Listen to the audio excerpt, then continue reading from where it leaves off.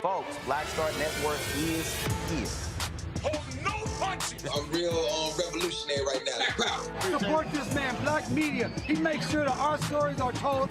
Thank you for being the voice of Black America, Roland. Stay black. I love y'all. All momentum we have now, we have to keep this going. The video looks phenomenal. See, this difference between Black Star Network and Black-owned media and something like CNN. You can't be Black-owned media and be scared. It's time to be smart.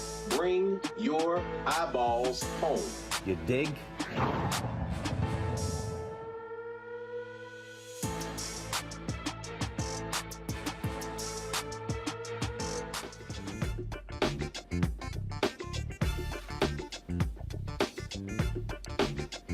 Today is Wednesday, November 30th, 2022. Coming up on Roland Martin Unfiltered, broadcasting live from Tulsa, Oklahoma, streaming live on the Black Star Network. I'm here in Tulsa because for a rally for justice for the Black Creeks.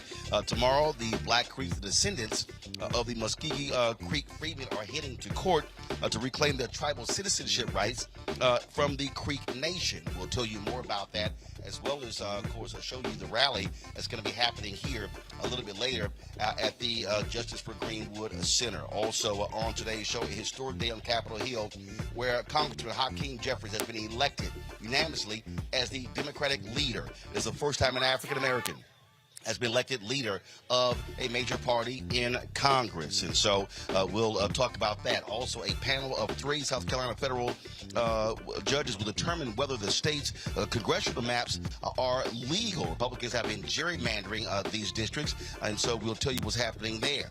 In Georgia, they're breaking early voting records, but just under 12% of the eligible voters have actually cast ballots. Yesterday, we went to a couple of the polling locations, visiting with people, and also showing you what folks with Georgia Stand Up, what they are doing to sort of circumvent the rules that prevent people from passing out water and food and things along those lines. We can't wait to show you that as well. Also, the family of a Georgia teen who died of a heat stroke after a school basketball drill, they've accepted a $10 million settlement with the school. Also, another Georgia family looking to find their loved one finds out that the loved one died in police custody. We'll have those details for you. And also, the road to the SWAC Championship, powered by General Motors. We're going to be in Jackson, Mississippi on Saturday for the SWAC Championship.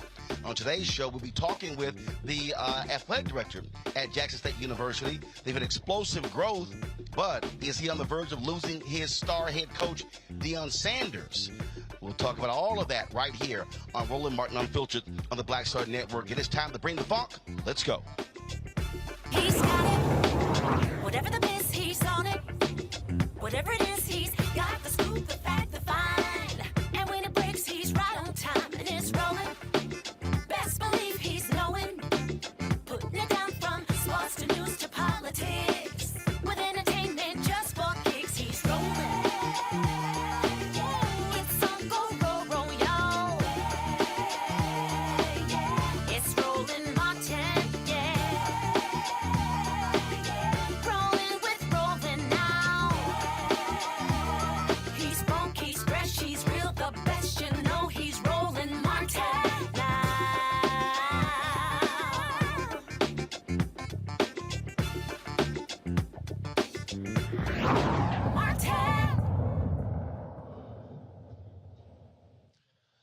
Hey, folks, we are here in Tulsa, Oklahoma. We're a little bit later. There's going to be a rally for the Black Creeks here at the Greenwood Center, the Justice for Greenwood organization.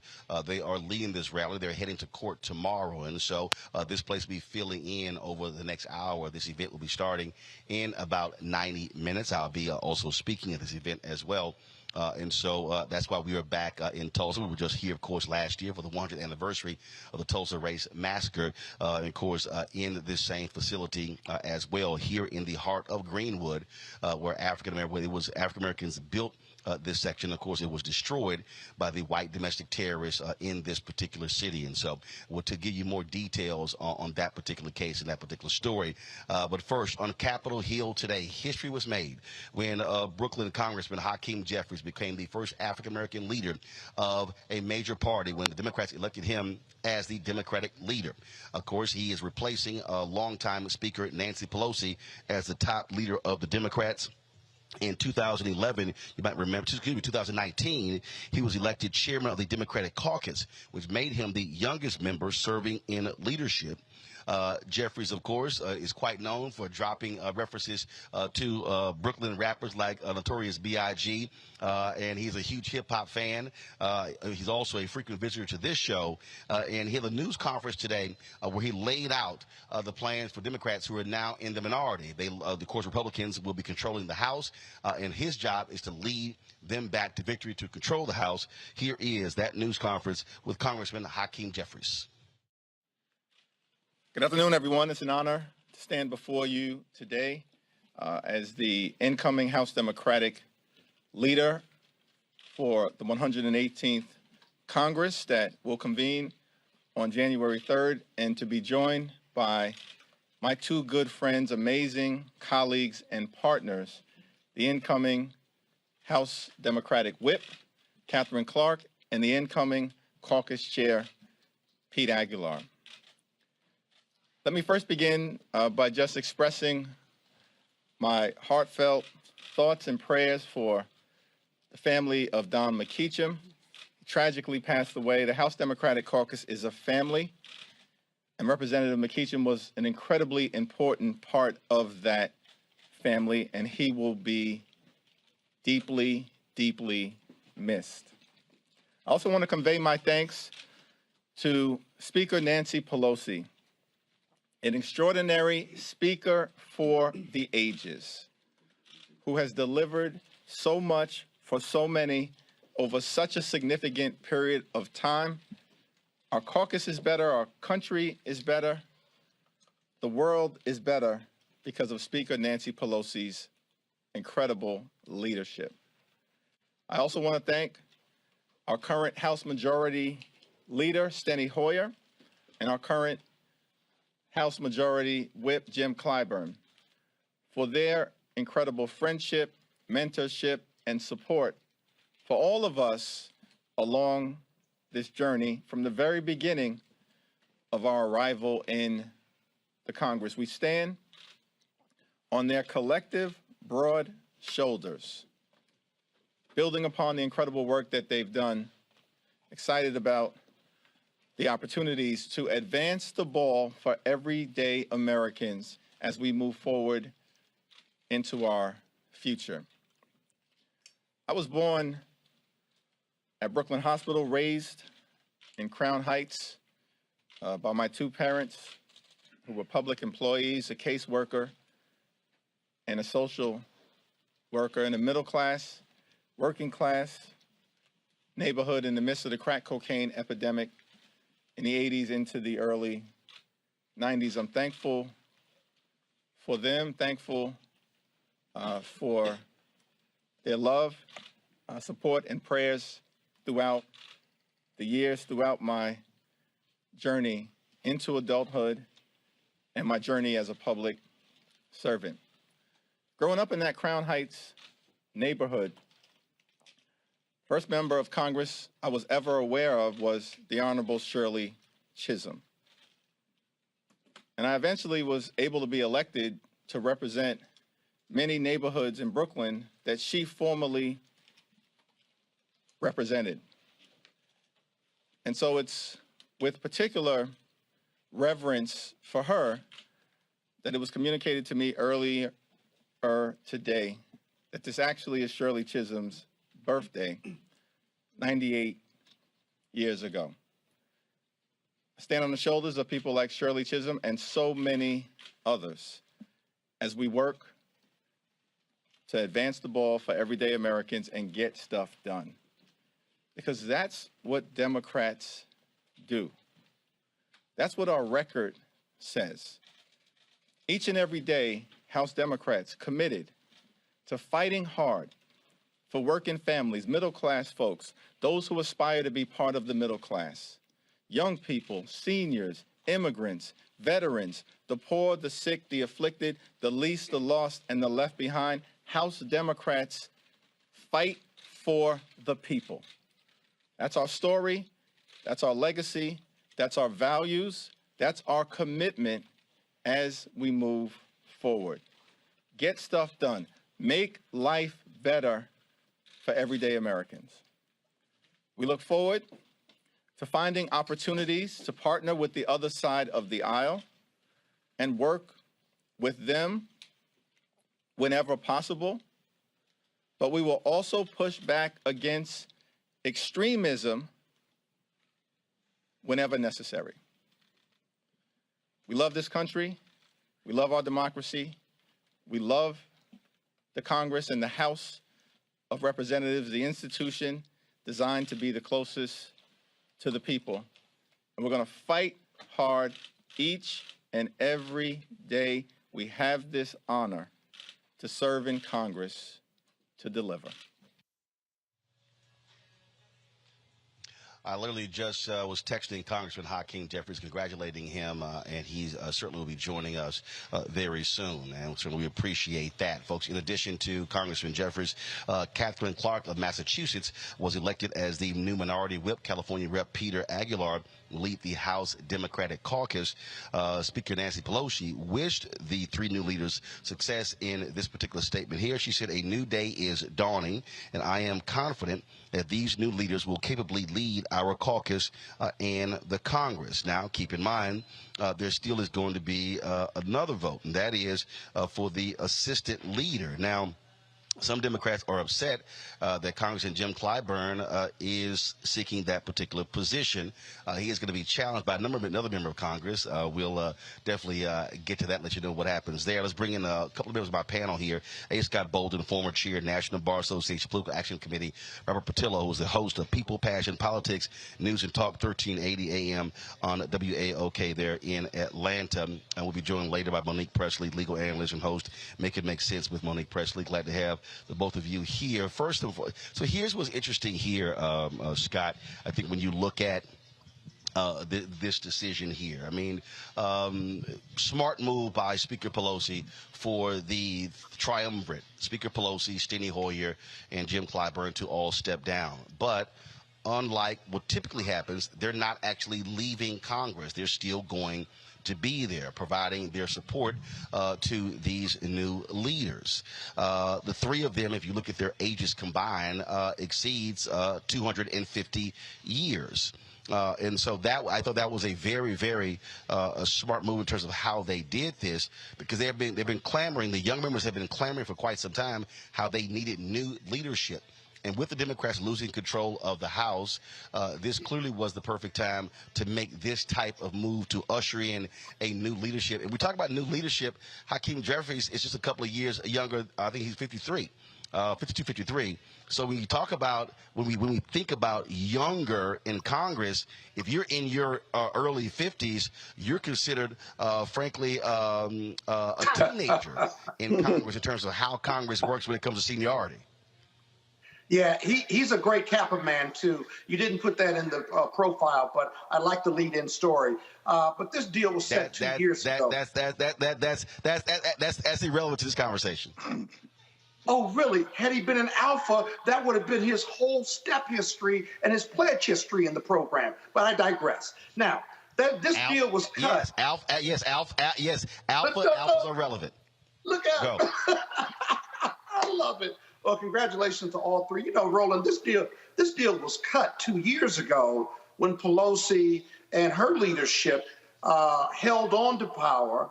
And there were rumblings from the younger generation, the 50-year-olds said, if you will, and the 40-year-olds said then that it was their time.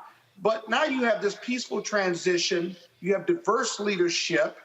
Those senior members are still going to be in Congress. And I think you're right. It was the right time. It was a peaceful transition.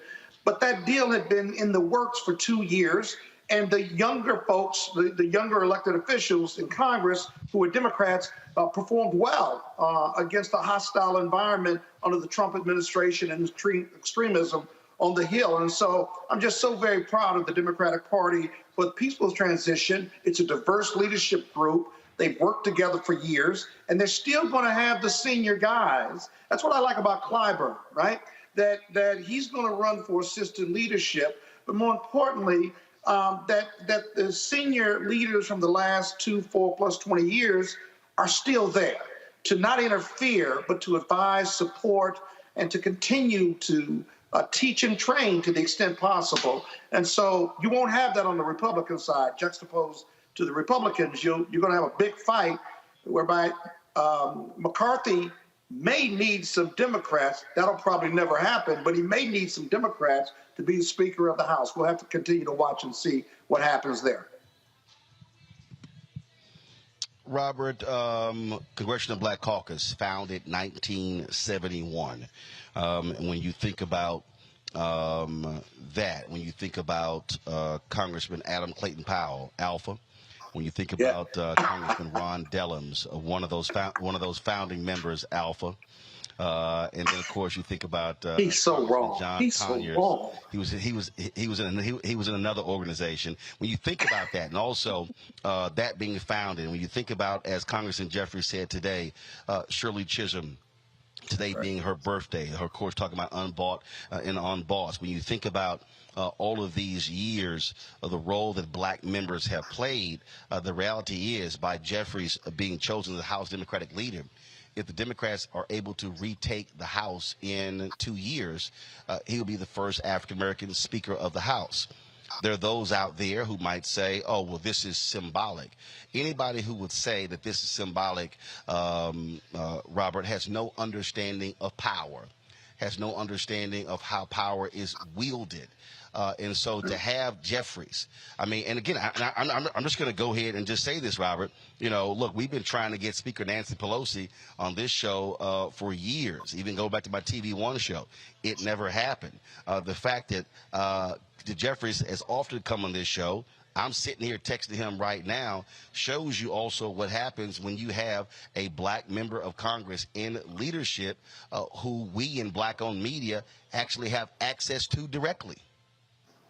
You're absolutely correct. And for people to think this is just symbolic, remember that let's say Democrats take back the House in 2 years and we have the same presidential ticket in 2024. That means that both the second in line to being president, Kamala Harris, will be an African American.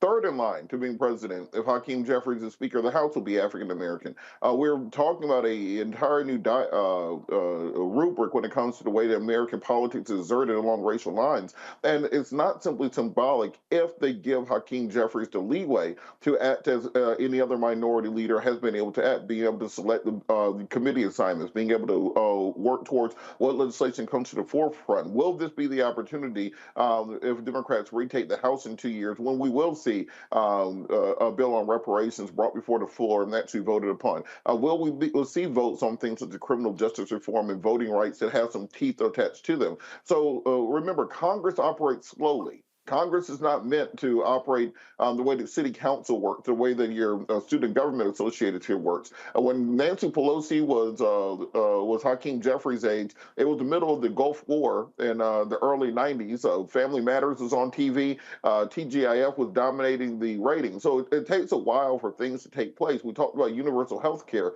for a half century before we got to Obamacare. We've been talking about many of the things that are in the Build Back Better bill for the better part of a half century.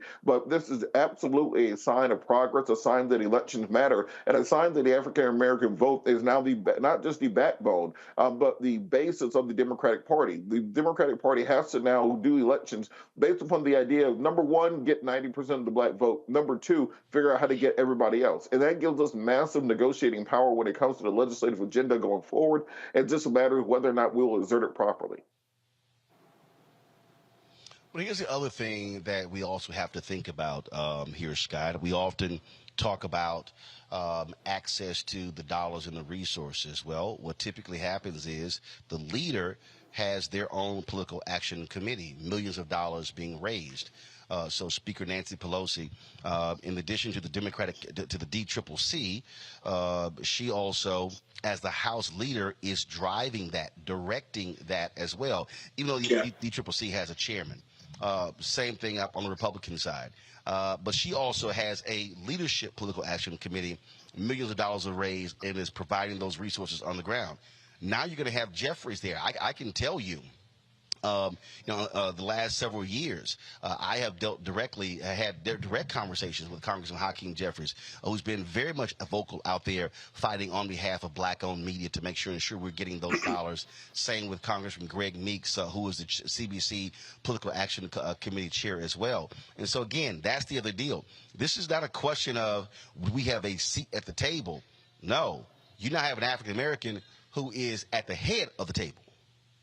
Absolutely. He's committed to not just black media, but he's committed to our community. He's committed to black entrepreneurship, lawyers, doctors, accountants, business people, real estate folks. And so look for him to assert that will and that stamp, right, to allow us to compete for dollars when historically we've been locked out. He can lead policy, but he can drive entrepreneurship and the success for outstanding folks in every industry who just happen to be black. It's not about us now begging to people for dollars or crumbs. We have someone that can direct those dollars who actually have direct knowledge of our capabilities, our excellence, if you will. So it's not going to be a heavy lift. Look for him to create an even playing ground and look for some diverse vendors across the board now to participate in the DNC and the Democratic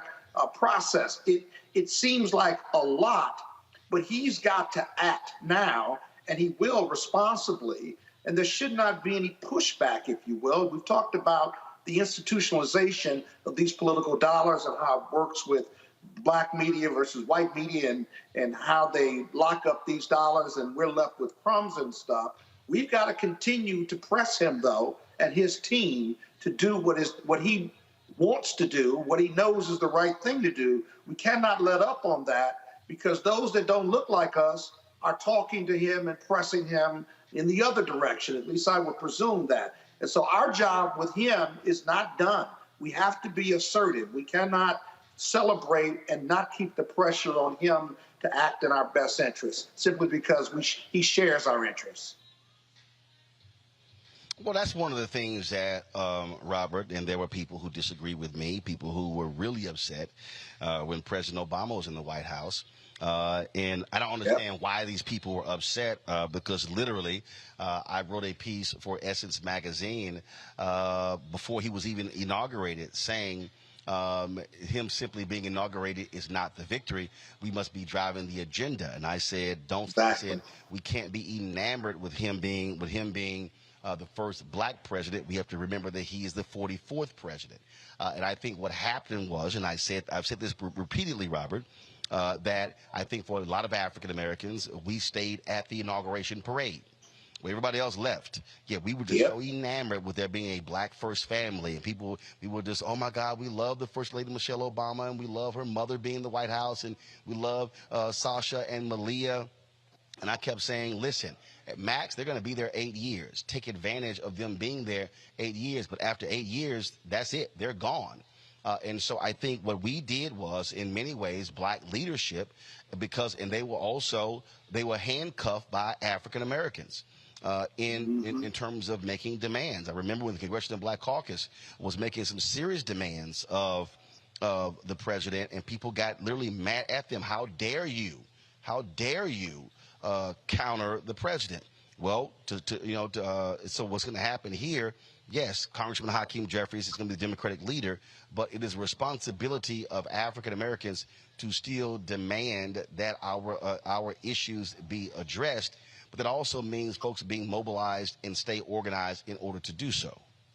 You're absolutely correct. Let's go down the list. We had a black vice president, a black minority leader. The White House spokesperson is African American. We got a black woman on the Supreme Court. We got a black woman on the Federal Reserve. UN Secretary is an African American woman. We have the type of legislative power now that anything that we feel that needs to be within our political dossier has to be acknowledged and voted upon.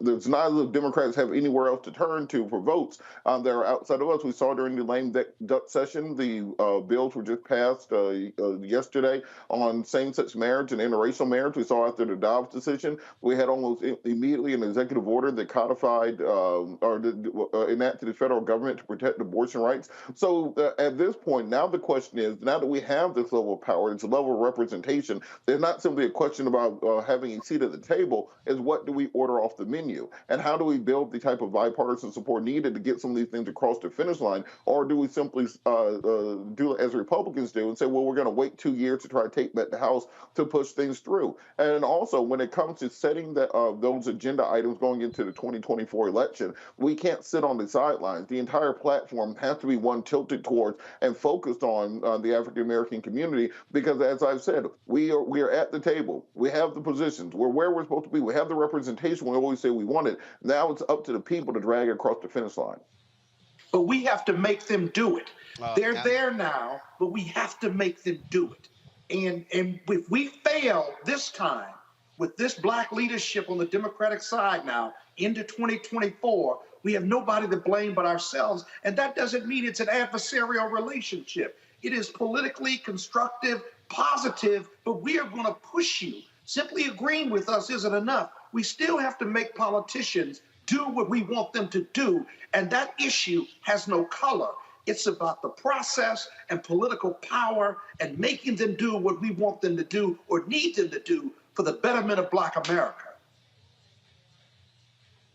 Absolutely. All right, folks, got to go to a break. We come back more on Roland Martin Unfiltered from the Greenwood Cultural Center here in Tulsa, Oklahoma, where there's going to be a rally here dealing with the issue of the Black Creeks. And we'll explain exactly what that is all about. Don't forget, download the Black Star Network app, available on all platforms: Apple phone, Android phone, Apple TV, Android TV, Roku, Amazon Fire TV, Xbox One, Samsung Smart TV. You can also support us in when it comes to the show. Contribute to us by joining our Bring the Funk fan club. P.O. Box 57196, Washington, D.C. 20037-0196.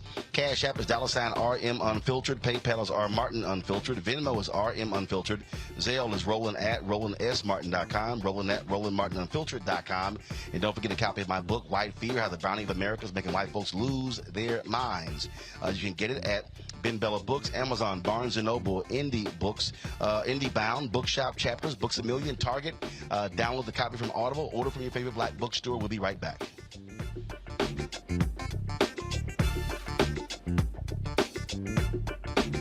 Is it just me?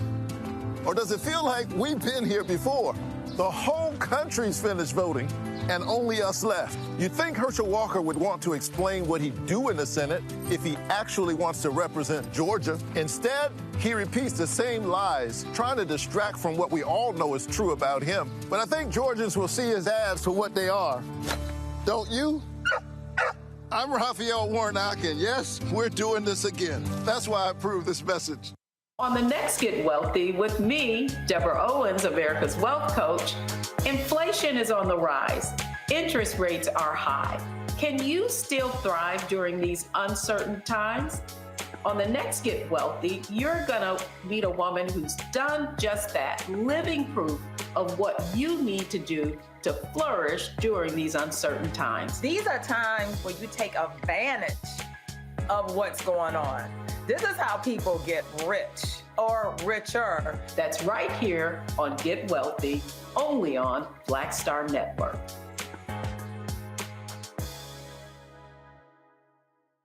Mama always they said all skin folk ain't kinfolk.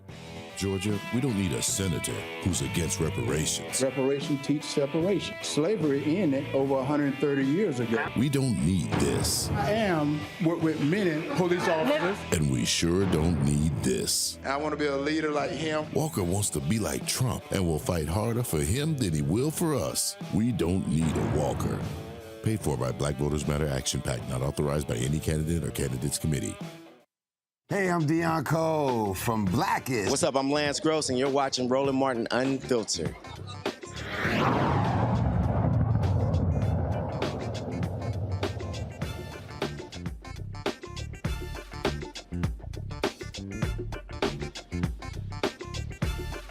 All right, folks, we're broadcasting live from the Greenwood Cultural Center in Tulsa, Oklahoma, where there will be a rally in about an hour for Justice for the Black Creeks. We'll tell you more about that later in the show. Let's talk Georgia. We've been there for the last couple of days. We'll be back in Georgia tomorrow.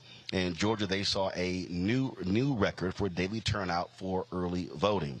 309,083 Georgians have cast their vote as of early Tuesday. Not including today's totals, 833,738 early ballots have already been cast in Georgia. It is the U.S. Senate runoff between incumbent Senator Raphael Warnock and a Republican Herschel Walker. Again, of the total amount, that's roughly 12% of the state's 7 million registered voters. Now, while we were understand this, last night we were, of course, in Sandersville, Georgia, where one of the organizers talked about there were 1 million black folks who did not vote in last year. And so significant. So again, we're looking at the numbers this year. And in some of these counties, we're seeing where black turnout is anywhere from 45, 48, 50%. You've heard me say consistently that we need black turnout to really be at 65, 70, 75% of eligible voters. Now, while we were in Atlanta yesterday, we saw and spoke to folks who were lined up outside various locations to actual vote. This here is South DeKalb Mall, the video you're seeing right now, where we got there. There were folks who were in the lines, and then of course, then we visited Metropolitan Library, which is a prominent location in Atlanta, where a number of people actually voted. If we can go to that video, the next video, please. We talked to Deborah Scott. She's with Georgia Stand Up, and so hold that video, please. Pause that video. Pause that video. Thank you. Okay, so we talked with Deborah Scott about the early voting, and so roll it back, cue it up, please. We talked to Deborah Scott, who's with Georgia Stand Up, about what they were doing to get people to vote and how they were circumventing the laws. Remember, Georgia made changes to the voting law after 2020 when John Ossoff and Raphael Warnock won the 2 United States Senate seats, and Biden and Harris won the state as well. And so they prevented folks from handing out water and handing out food to people waiting in line. So what Georgia Stand Up did, they actually set up camp across the street from the early voting location. They had food trucks, they had water, they had snacks, and people can stop by and get before they go vote, or they do it afterwards. And so here's my chat with Deborah Scott. So you said this is the 16th party? Is this our 16th party? 16th party. Party at the polls. We are partying at the polls because they said we can't give out water over there. So we said we come over here and we're partying. Right. Right. So we have a vote party. So y'all set up. So you got. Set up. We have food trucks. So basically, folks just walk over here, get it before they go over. That's right. And we have chairs. We have food. We have surveys. We get the black census. We got it all. Okay. Mayor's been out here. Candidates have been out here, but this is a nonpartisan event. How has it been? First of all, the turnout has been phenomenal. The turnout's been great, and the turnout at this box in particular has been really great since we appreciate your vote. All right. All right. Thank you. So it's been great. We were out here Sunday for the polls, for the Sold to the Polls, and we'll be out here through Friday and then on Election Day. Okay. All right. Sounds good. So we're doing it. We're partying at the polls, y'all. All right. Thank you. I appreciate it. John. What's up, bro? How you doing? Y'all good? I listen to you all the time. I appreciate it. We try to give him a little hell every now and then. Okay, that's great. Gotta do it. Gotta do it. Hello, hello. Hey. Hey, what's going on? What's up, bro? Doing good? Doing good, Fred. How about yourself? All good. Okay. All right. I'm good. All right. What's happening? How you doing, Fred? All good. All right. All right. Cool. All right, cool. You all right? Yes, sir. Good. About yourself? Oh, just chilling, you know. Just chilling. Just down, just do a little work. Just a little work. How you doing? The good work. Y'all good? Yes, we All right, got your cool hat and everything, so how y'all doing? What's up, bro? Y'all good? Yeah. All right, cool. Hello, how you doing? Hey, what's happening? Got your Captain Jack hat. How you doing? Y'all good? Good. All right, then how you doing? What's up, bro? You all right? All right, cool. All right, there you go. Hey, Cowboys, really? Really? Really? What are you thinking? What are you thinking? That's awful. That's awful. Are you from here? That's awful. That's awful. Wearing that Cowboys hat. That's awful. I'm from Houston. I don't wear any stuff. How you doing? How you doing? What's going on? What's up, bro? I get you a new umbrella. How you coming? That ain't gonna work. What's up, bro? Yeah, that umbrella keep the sun off. Yeah, you gotta get your new one. Look at it. See, you just see. Don't worry about it. Hold on. I'm fixing it. It ain't broke. It just need a little love on it. It's not broke. It just malfunctioned. Yeah, the wind took it. Huh? Yeah, well, yeah, that thing can't survive no wind. It ain't gonna survive no wind. You need a wind buster. I know, right? I just promise you to keep the sun off. We need a wind buster. Let me fix it. There you go. There you go. How you doing? How you doing? All good? Yeah. How's it going? Oh, just chilling on this day. How's it going? How's it going? You all right? What's up, Doc? All right? Yeah, how you doing? All good, just chilling. I don't see you on TV no more. What you mean? They have our own show. Oh, yeah? Every day the last 4 years. Yeah, right here. Just go to Black Star Network app or go to my YouTube channel. Yeah, every day, 2 hours a day. I used to watch it Talk to in the morning. Oh, the TV one, yeah. No. So I launched my own. So yeah, my show plus 5 others. Oh. See, there you go. You just download the app right to your phone, see? Simple as that. Simple as that. How you doing? I'm good, and you? All good, all good. Yeah, line right there. Thank you. There you go. There you go. Now, Hank, how many, so they're doing this, in terms of the setup over there at different locations? Yeah, Georgia Stand Up is an organization that really is about, really about voter registration, voter education, voter mobilization. So they're setting up all around, just really pushing people to the polls. I mean, the whole goal is just to make sure we get folks to the polls. So we know if we get them there, they're gonna make the right decision. And it's just getting them. So Deborah Scott, Melanie Campbell, all of them are affiliated and just doing phenomenal work in Georgia. Okay. Yeah. Cool. And they've been, so they started Saturday? They started Saturday, and they'll go up until Tuesday. They'll be right here up until Tuesday, just, again, encouraging people to get out and stand in lines of, whether maybe bring something to cover over their head. I mean, just whatever they need to support the people so they can actually, the end result is getting Saturday. And, because I remember we were here 2 years ago, and I think Ossoff may have voted here, something along those lines. So this is probably one of the more popular locations? Historical. As a matter of fact, the mayor voted here on Saturday. Ambassador Andrew Young voted here on Saturday. Just several people, Sue Ross, just a whole lot of people. And this is where they come and they cast their vote this year for the runoff. Okay. All right. Cool. All right. Sounds good. Thank you for coming out. All right, man. Appreciate it.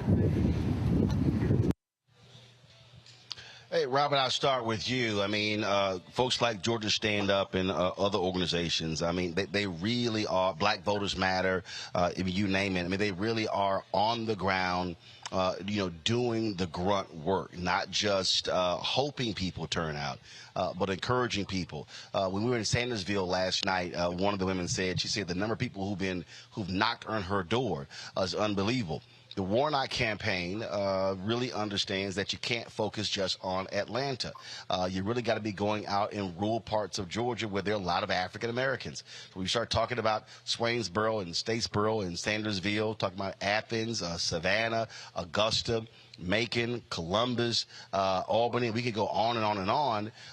Those numbers out there are going to be critical. One of the things that we talked about last night was that you look at some of these places, you have 50 and 60% African American. If you're able to pick up 2, 3, 4, 5,000 additional votes there, that could be the difference between winning and losing. He got 49.42% of the vote during the general election. Frankly, had they ratcheted up black participation in some of those places and picked up, let's say, another 50,000 votes, he would have been over 50%, and there would have been no need for a runoff. Roland, you sound exactly like me at Democratic Party meetings here in Georgia back in 2009. We've been preaching this for a long time, that for decades, the Democratic Party of Georgia has been too Atlanta-centric. It's been Atlanta, DeKalb, Gwinnett, Clayton County, and then to hell with the rest of the state. You have to have a 159-county strategy in the state of Georgia, because there are small pockets of African Americans down in Montezuma, Georgia, down in Oglethorpe, up in Hart County. Wherever you go, we exist. If you can mobilize those people, it adds up very quickly, particularly in a state that is on such a razor-thin margin as we've seen the last several election cycles. So, speaking with my friend Hank Stewart there, one of the best poets in the country. And what he always preaches is that we have to mobilize and find people exactly where they are at. Stop trying to expect people to come to the big Democratic Party rally because you brought a celebrity in town. Stop expecting people to stop their daily work to come learn about your campaign. You have to go to where they are at. Reach them at their door, at their churches, at the grocery store. Do just like you were doing, coming to them in line, talk to them about the election. Many people don't vote not because they don't have the inclination to do so, but because no one ever came up and directly asked them for their vote. You can't outsource it to television. You can't outsource it to social media. You have to do the ground game, and that's how you win elections. And again, we say this constantly, Scott, and when I run into people and they say, man, my vote doesn't matter, I tell them that's an absolutely lie. You have 159, just so people understand, you have 159 early voting locations in Georgia right now. So if you do the math, Biden-Harris won. Now, we're not talking about early voting. We're talking about also election day, so there are a lot more. But let's just use early voting. So Biden-Harris wins Georgia by 11,000 votes in 2020.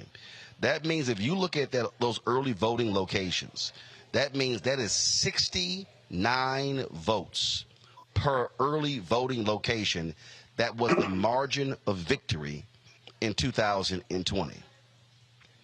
People need to understand that if they think, if you are a voter you're a young voter, a middle-aged voter, an older voter, if you're an African-American, you say, man, this doesn't matter. That is simply a lie.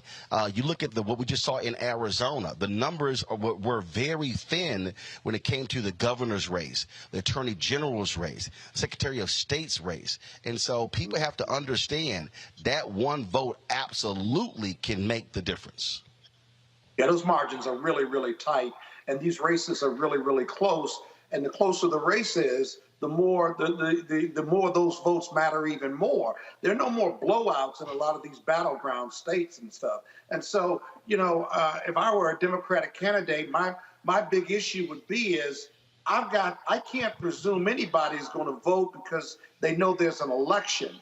I've got to ask everyone for a vote and get them to the poll, because every vote really, really, really does matter. And so the fact that they know about an election, I can't guarantee I'm going to get their vote unless I ask for their vote and I go knock on that door in the hinterlands, as my father used to say. Because now we really do need, Republicans and Democrats need every vote because these margins are so close. And so your GoTV money becomes even more important. Because I don't care what you spend on ads and running ads and TV and what have you, you got to go touch hands and ask for their vote and get them to the polls. It's a process because the margins are just way too close, especially in Georgia. And Robert, of course, again, walking through this. We heard this when we were on the ground there. A lot of people said, I can't believe there's even a runoff. This man is dumb. Let's be real clear. I don't understand why people don't understand this. I hear they say this all the time. When it's down to two candidates, the other person could win. We can say Herschel Walker is dumb, true. We could call him illiterate, true. We can say he has no idea what the hell he's talking about. True. But the reality is, can Herschel Walker win? The answer is yes. We are seeing significant turnout in Republican counties. We're seeing long lines of white conservatives voting early as well. Let's not be confused and think that this early voting, these are Warnock supporters. Republicans are going to vote. They kept Warnock under 50% in the general election. This is real. People better understand that and respond accordingly and not assume that, oh, I don't need to vote. He's got this in the bag. No, he doesn't. Well, I remind you, about a week before the midterm elections, we were on here talking about the record early voting numbers in Georgia for that election. And we saw that every single statewide Democrat lost. Not only lost, but lost by nearly 200,000 votes, except for Raphael Warnock. Indeed, it could be said that if the Republican Party had nominated a bag of flour with a MAGA hat on it, they probably would have won that race against Raphael Warnock. It's only because Herschel Walker is such a bad candidate that this was even a close race. And not as if this is new in American politics. But in reality, there's no reason to think that Raphael Warnock has this in the bag, that somehow this is a fait accompli. We've seen Lindsey Graham and Tim Scott in the state. We've seen Tom Cotton and Rick Scott. We've seen Ted Cruz in the state, all campaigning for Herschel Walker. They've told Donald Trump to kind of stay out of the state until the very last minute. We may see a last-minute Trump rally on behalf of Herschel Walker here in the state. The MAGAs are very motivated, very animated, and they see this as being their last opportunity to potentially regain their footing after an abysmal showing in the midterm elections. And also they understand that the nature of the Senate is that Raphael Warnock's vote at this point in time would be canceling out of votes such as Joe Manchin. And if they want to continue to be able to have gridlock in the United States Senate, you have to keep this 51st seat out of Democratic hands. So they are fighting tooth and nail in order to do so. And let's not also forget about the impact of Senate Bill 202, the Georgia voter suppression bill that was passed by the Republican legislature after Ossoff and Warnock won in 2020. Because of that, we saw Stacey Abrams get nearly 120,000 fewer votes in 2022 than she got in 2018. This went all the way up and down the line on the Democratic side of the aisle, to the point that Stacey Abrams didn't even get the second most votes among Democrats. She got the third most votes behind Jen Jordan and Charlie Bailey.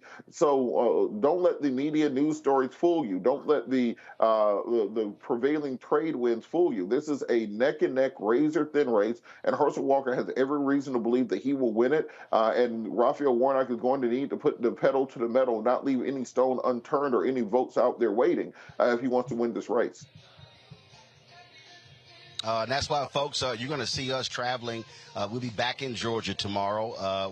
President Barack Obama also is going to be in Georgia as well. And so we'll be there Thursday, Friday, back. We go to Jackson, Mississippi for the SWAC Championship on Saturday, back in Georgia Sunday, Monday, and Tuesday. And so we'll be hitting a lot of those different places, broadcasting from there. And so just letting you know what is happening there. Now, folks, a panel of South Carolina federal judges is going to be making a decision on the gerrymandered maps in South Carolina. They were approved by the state legislature. The South Carolina gerrymandering trial will determine whether the state's congressional maps are legal. The NAACP initially brought the lawsuit to show that the new boundaries are unconstitutional. And what they did was they unconstitutionally split black voters between the 1st, 2nd, and the 5th districts by packing them all into the 6th district, which has 80% of black voters. The lawsuit is the first time South Carolina's maps have been challenged since the U.S. Supreme Court changed a part of the 1965 voting rights law and requires South Carolina to get federal approval to protect against discriminatory redistricting proposals. Now, if the court rules the U.S. House maps are illegal, the judges could order lawmakers to redraw all or parts of the congressional maps, and special elections could be requested.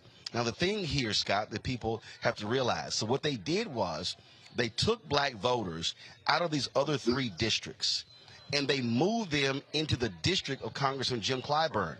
That's already super black. And so for the person out there understanding who's listening, what they have to realize by doing that, what they are effectively doing is decreasing black power by saying, oh, we're going to move y'all to a black district, oh, that's guaranteed, and then making it easier for white Republicans to win in the other congressional districts. Yeah, so you only win one of the 7 districts. And then the argument for those who are proponents of dumping black voters into one district is we gave them their own district. And we're not diluting their vote. We're empowering their vote because they're all in one district and they're guaranteed 1 seat. Well, wait a minute. We could be guaranteed 2 or 3 or 4 seats if you didn't dump us, do a black voter dump into one district that was already black. And so other courts of appeals and state Supreme Courts have struck this down as being unconstitutional and even racist. And so the alternative is to have a balanced number of black voters in districts where they are naturally where they live, if you will, to put some balance in those other districts. Dumping black votes isn't the answer. In fact, it's worse because you could have 3 or 4 black or Hispanic votes for elected officials if they were 20 or 30 or 40% black in District 6 or in District 4. And so it'll be interesting to see what the South Carolina does with this. But it's on its face, in my opinion, is unconstitutional and racist. The thing here, Robert, and again, for people who don't quite understand how these things work, congressional districts are made up of about 700,000 people. So if you're able to shift 20, 30, 40,000 black voters out of a district and move them into the 6th congressional district of Congressman Jim Clyburn, then what they're calculating is, then we know those are likely going to be Democratic voters, so we're making the districts more red. That's what Republicans do. And so this is where packing comes in. We've seen this historically in Alabama and other places as well, and this is how they dilute black power. And see, there are some people who think, well, wait a minute, this guarantees we're going to have a black member of Congress. You can have a black member of Congress anyway because the district is 80% black. Okay, it's going to happen, but you're actually, and I remember, Robert, years ago, Cornell Belcher, the pollster, argued against African Americans falling for the okie doke by saying, "Oh, they're creating a new black district." Where he said, where he argued. Now, I never forget, people were upset when he said this. He argued that he said we should have fewer black members. Now, let me unpack that. What he was saying was, if they're going to pack a district to guarantee a black member of Congress, by doing that, because this happened in Texas, they then ensured that 3 to 4 white Democrats lost. Cornell said, if you have 3 or 4 fewer Democrats, you're actually hurting black power because Republicans ain't going to do a damn thing for them. And so it's understanding the nuance of how they do these districts. And Republicans have been very successful because now by having this conservative Supreme Court, they really don't care about these issues. And so this has a direct impact on whether or not you have Democrats who are going to be in power and by Republicans, they want to guarantee more Republican seats to ensure they're the ones who are in power. And you're right on that Supreme Court issue, because I think we're seeing state legislatures across the country now being willing to test kind of the boundaries of exactly how diluted the Voting Rights Act has become. We already understand you do not have the pre-clearance provisions. We understand the Voting Rights Act is indeed on its last leg. I think many of these states are attempting to try to have constitutional challenges that can go to the Supreme Court while they have a 6-3 majority to eliminate the last vestiges of it. Let's understand what these legislatures are trying to do. For South Carolina in particular, South Carolina is 1/3 African American, about 35% black on any given year of the census. So that means that 1 out of every 3 congressional seats, if things were apportioned evenly, would be African American seats. That means 2 African American Congresspeople. I think there's 7 congressional districts in South Carolina. Maybe 3. Yeah, so you're looking at 2 to 3 seats in a jurisdiction of that nature. But by packing all the black voters into one district, you end up creating a situation where you have one African-American congressperson, one Democratic district in the state, and then the other 6 are allowed to be white, supermajority white districts, which nets them an extra 1 to 2 congressional seats. Think about how tight that race for control of the United States House of Representatives was. In reality, the Republicans won the majority based off of gerrymandering by creating 3 new seats in the state of the state of Florida, by Democrats not creating new seats for themselves in the state of New York. That really was the margin by which Republicans won. It's not so much that people switched and swung to the Republican Party, is that the state legislatures were able to create new seats for them in order for them to get control of the House, which gives them the Speaker of the House seat, which allows them to control congressional hearings, congressional investigations into Hunter Biden, etc. So if you don't think that these kind of peculiar issues of line drawing are significant, they have a snowball effect going forward. And when we ask the question of why exactly African-American issues aren't often addressed despite our population numbers and our turnout numbers, in reality it comes down to these people being able to play with the strings of the rule book. They understand that if you can't win it on the field of play, you win it with the referees, you win it in the rule books, and that's what this gerrymandering effort is. They can pack people into districts to take away black power. They can dilute districts and separate them out, where instead of having one supermajority black district, you'll have 6 20% black districts. But we have to pay attention to these state and local races, because that's where they are drawing these lines. So here's the deal, Scott. So you look at, I think the map is Republicans will have 222 seats in the U.S. House of Representatives. So you need 218 to control the House. So that means they pick, that's really +5. And so you look at what Governor Ron DeSantis did in Florida. So he overruled the Republican legislature. He created these illegal districts. And then the courts did not stop them from moving forward. They allowed them to move forward. So Republicans picked up anywhere from 3 to 4 seats. So the margin was right there. So that's 3 to 4. So now let's do the math. Remember, you also have in Louisiana where the courts rule that there should have been a minority district created in Louisiana. The court stopped that. That's now, so let's just say 4 in Florida. That's now 1 there in Louisiana. Now we're at 5. The courts rule there should be a new black district in Alabama. The courts, the Supreme Court stopped that. That's 6. You also saw them gerrymander seats in Texas when they had the last census because of the infusion of with the population shift there. Republicans created largely Republican districts and not Democratic districts. That was around 3 or 4. We're now at 10. So that is so we're not even talking about the South Carolina. And we're not talking about what they did, how they split Nashville into 4, took Nashville, where they had Nashville had their own member of Congress.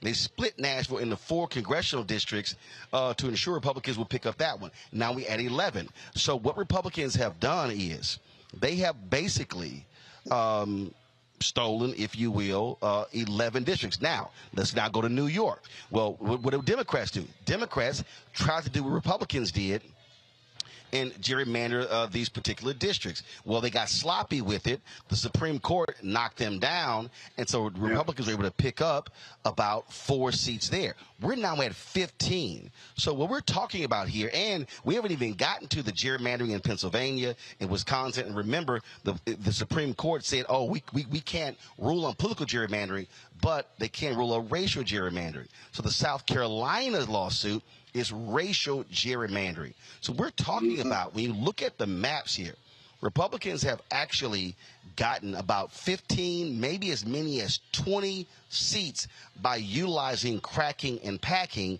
That's how they've been able to competitive. So Scott and Robert, when people talk about, these races are tight, no, the reality is, like even in Wisconsin, more people are voting Democrat, but they actually gerrymandered where they actually are staying in control. Democrats really should have a 15-seat majority consistently in the U.S. House if it were not for Republicans controlling state legislatures, and then they're the ones who control the maps. Scott, then Robert.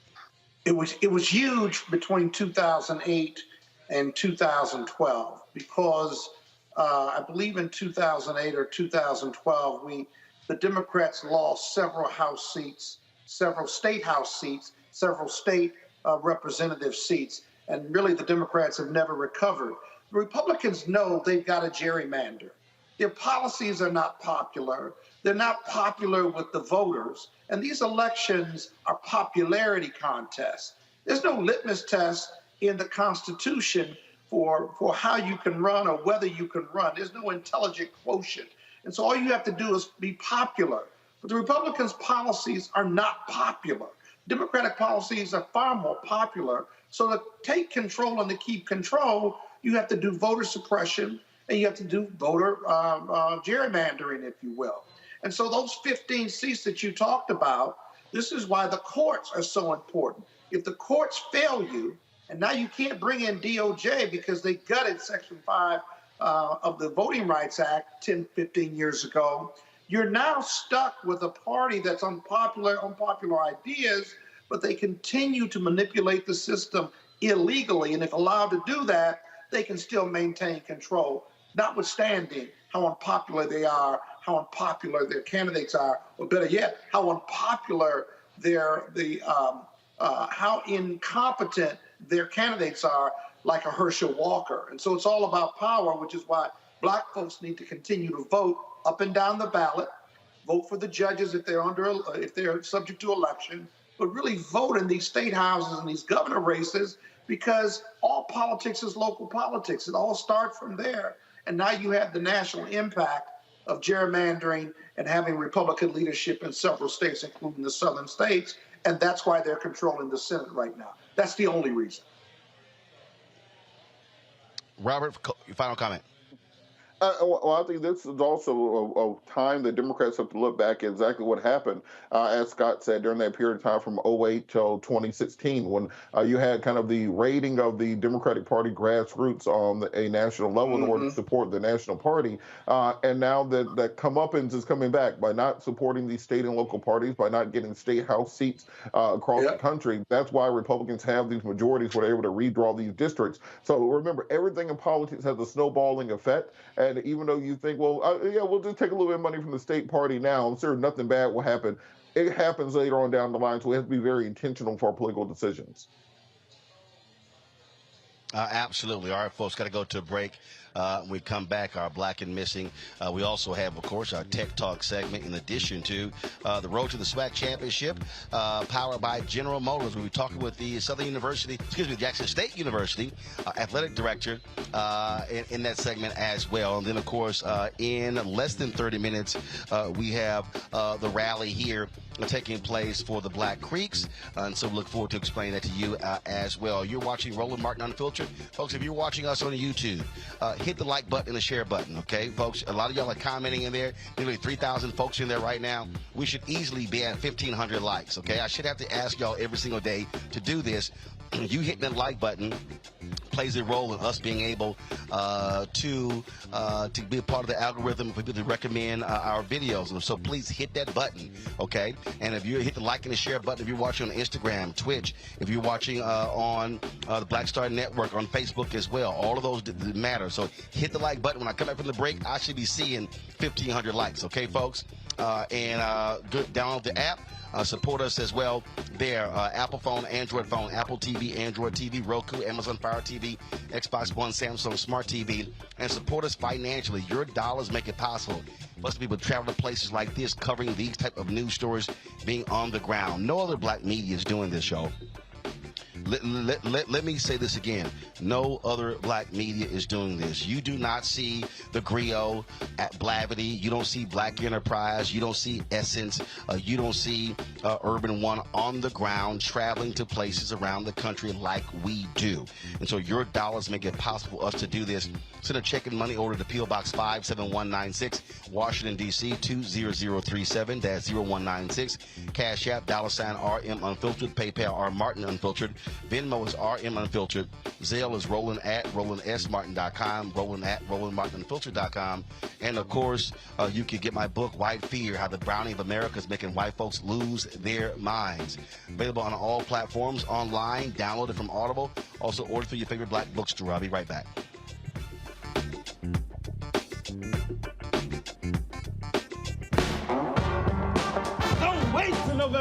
We can vote today, y'all. Early vote started this week.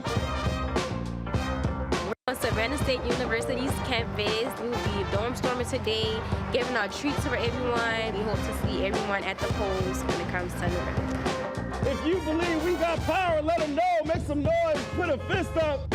I need to see a fist in the air because we got power. Come on, you put it up. Come get your shirt. We're out here in the streets of Savannah, Georgia. James, do not forget to go vote. I got you. If we vote the right people in, we can make a change. We can get these resources in our community. I am a woman, and it is important that we have the say-so of what we want to do with our bodies. We're concentrating on entrepreneurism, providing young people with resources and training that they need in order to change their trajectories. We want Black down. Democracy is on the ballot. Voting rights is on the ballot. Voting suppression is on the ballot. I am most passionate about those three combined because they all impact each other. Savannah is my home. I care about my community, and I care about representation in my community.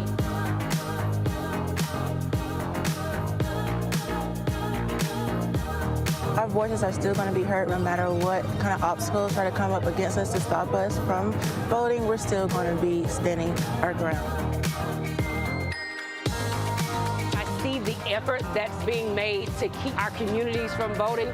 So that makes me realize it's even more important, because if it wasn't important, they wouldn't be fighting to make sure we could vote. This doesn't stop this year. This is a forever movement. We're going to exert our power as a people, walk in our rightful place. We're going to change our communities, fight for our communities, and build our communities.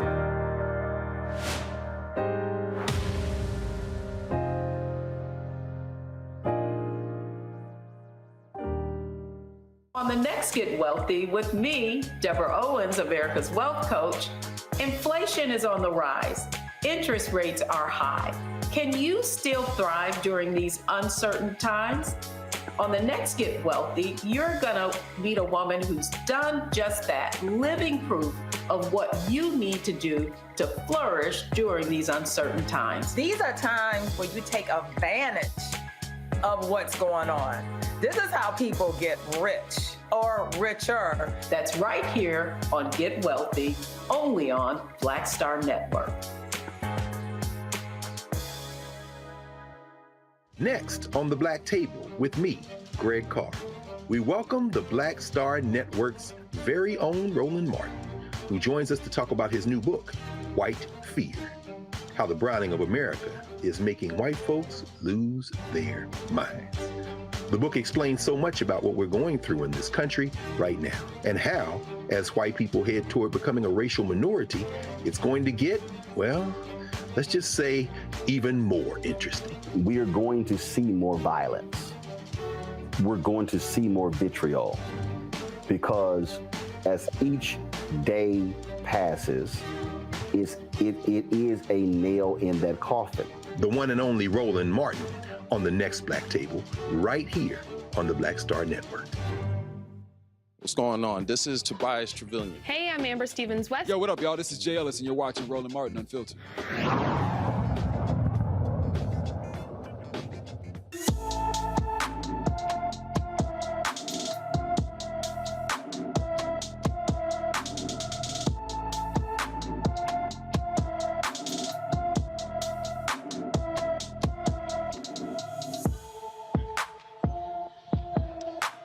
We told you about Imani Gomes earlier this year. Unfortunately, the search for her continues since she was seen in Washington, D.C., last seen on January 14th.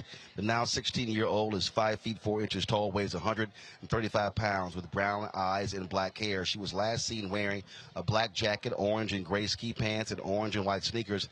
Anyone with information about Imani Gomes should call the Metropolitan Police Department at 202-727-9099, 202-727-9099.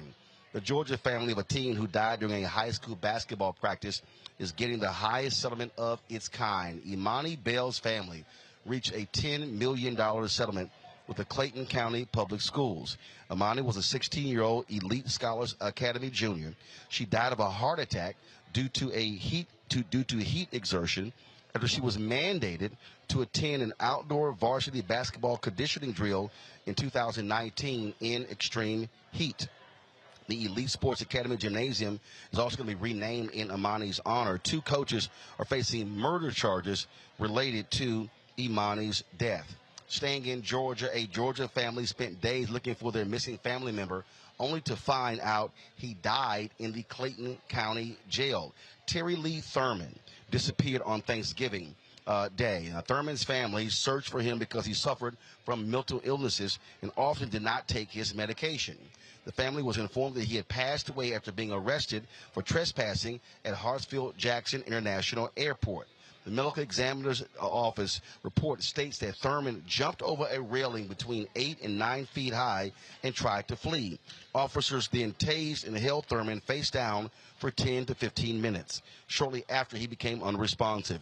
The officers summoned a prison nurse who were unsuccessful in reviving him. The Georgia Bureau of Investigation is conducting the investigation. A California ex-federal correctional institution warden is now facing trial over inmate abuse. On Monday, in an Oakland federal courtroom, former Dublin Federal Correction Institution warden Ray J. Garcia stands trial for molesting inmates and forcing them to pose naked in their cells. Garcia is charged with 7 counts of sexual abuse involving 3 female inmates. Garcia, who referred to the prison as a rape club, retired after the FBI found nude photos of inmates on his government-issued phone. He is one of 5 workers charged with abusing inmates at the federal correctional institution. Garcia is facing up to 15 years in prison. You know, Scott and Robert, the Civil Rights Division of the Department of Justice, led by Christian Clark, they have been doing an admirable job really going after prison guards and wardens in this country. A number of people have been indicted. A number have been convicted and sent to prison.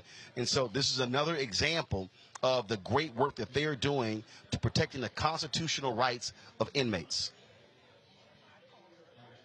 I think this is an important point when people talk about whether or not voting matters. Remember that there were years ago, there was a case before Clarence Thomas was on the Supreme Court where he was asked about the issue of prison rape. And he said, well, people need to understand that that's just part of their sentence. And therefore, that did not constitute cruel and unusual punishment. Compare and contrast that with Christian Clark and the current Department of Justice and their views on the issues, where they understand that individuals who are incarcerated or who are facing criminal sentences still maintain their access to basic human rights, basic civil rights, the basic respect for humanity that is necessary. And for far too long, abuses by prison guards, by other inmates, have simply just been seen as par for the course and part of your sentence for going to prison. It's good to see that we're finally putting some action towards restoring basic human rights. And now we can work towards ameliorating mass incarceration in this country so that it will not be such a large issue. I think that's the next step in this battle, but we do need to stop and appreciate baby steps as they come along.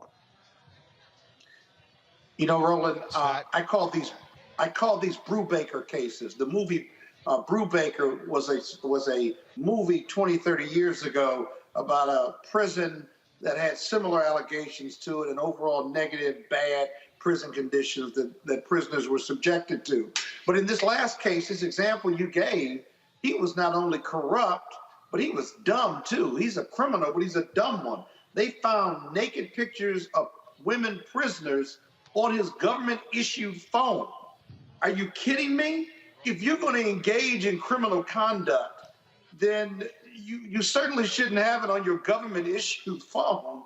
But that's the arrogance of it and the hypocrisy of it. And so hats off to DOJ for pursuing these cases. But as I tell you, if they looked at every police department, if they looked at every correctional facility, east, west, north, south, you could create a case because the prison conditions are so bad and so corrupt in so many different places. Maybe not 100%, but several of them in several different states. It's just inherent that these organizations, because of the business that they're in, housing prisoners to punish and to rehabilitate, at least supposedly rehabilitate, you have this equation that is ripe for corruption, criminal or otherwise. All right, folks. Now let's go to our next stories. Now time for the road to the SWAC Championship, powered by General Motors.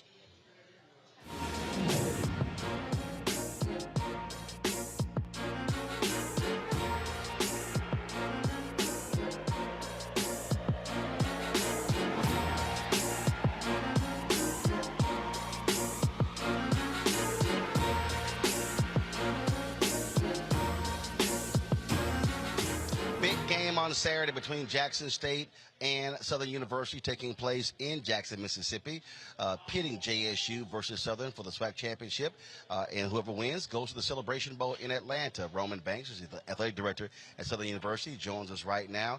Roman, you guys had a big win on Saturday at the Bayou Classic.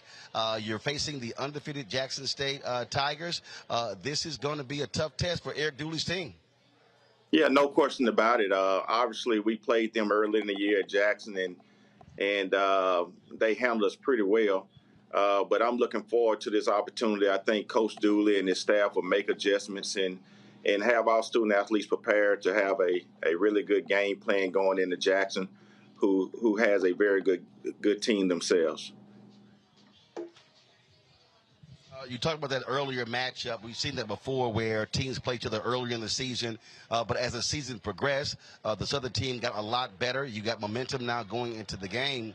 But you're also going to be playing in front of a rowdy crowd. It's going to be a packed house there at Mississippi Veterans Memorial Stadium. Yeah, I mean, that's not unusual for a Southern University and Jackson game, no matter where you play it. And so one thing is that we understand the dynamics of this game. And fortunately, we have a head coach from when he was here at Southern University as well that understands the impact of a Jackson and Southern game, and not just when it's a championship game. So, and we now know the implication is much higher. And so we know the outcome of the last game, but we feel like our team has grown. And we know that Coach Prine's team is very good and create a lot of different challenges for the opposing team. But I look forward to this opportunity to play them and the excitement that's going to be in Jackson State. It's not like they're not beatable. Last year, the Celebration Bowl, everyone assumed Jackson State was going to just roll over South Carolina State, but South Carolina State handled them pretty convincingly in the Celebration Bowl. So it's not like it's a foregone conclusion that Southern is just going to just go in and just lay down and allow themselves to get beat by Deion's team. Well, we have a proud tradition here. We have a very proud fan base that has expectancy, right? And so we do not enter a game or any contest here at Southern University expecting to lose the contest. And so our fan base would travel up there along with our team, and we expect to challenge this team, and we expect that our leaders of that program, Coach Dooley and his staff, will have the team prepared for this contest. I mean, you can't go backwards. So we know what happened the last time, and we think that we have gotten better, and we will continue to get better. And so I feel like that we can have a different outcome with this opportunity. One of the things that we have seen again is the interest, the resurgence of HBCUs, and post George Floyd's death, funds, donations that have actually gone up, enrollment gone up. Now we also see, of course, the attention that Deion brought to the conference. Dooley become the head coach. I love him rocking his ascot. You look at the other coaches that have been added to the SWAC as well. I saw a story today that showed that the ratings were very solid for the Bayou Classic that took place on Saturday between Grambling and Southern. Some 720,000 folks watched.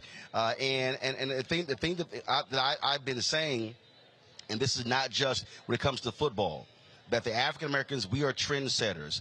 People are watching, and we need to be paid appropriately for our content, for what is going on. We should be demanding, a fair value from advertisers out there, from sponsors out there. It should not be a black tax.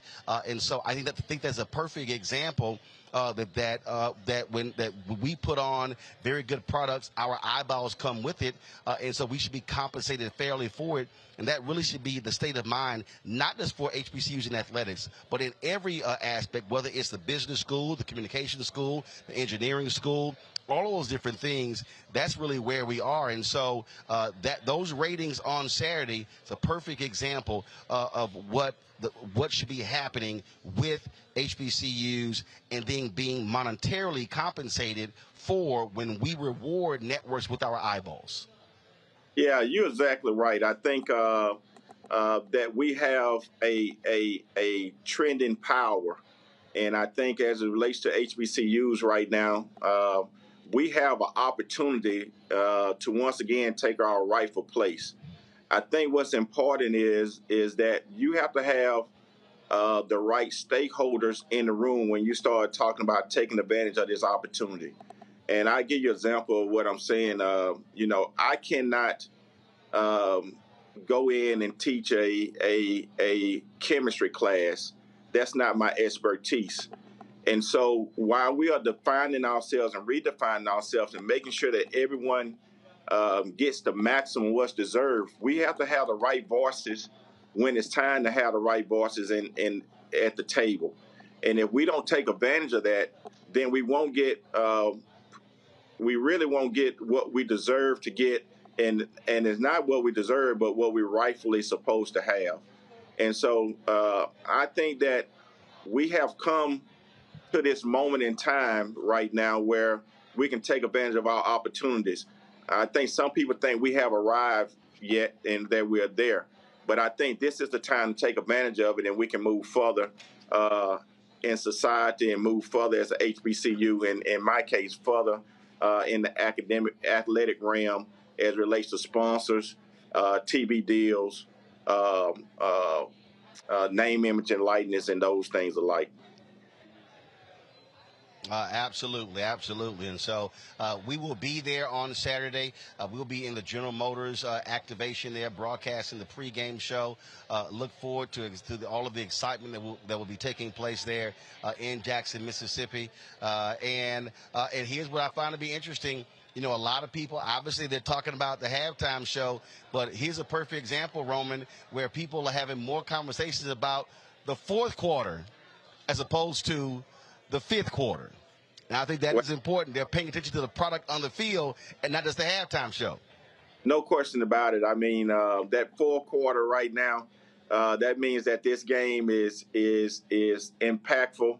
Traditionally, it's a great game.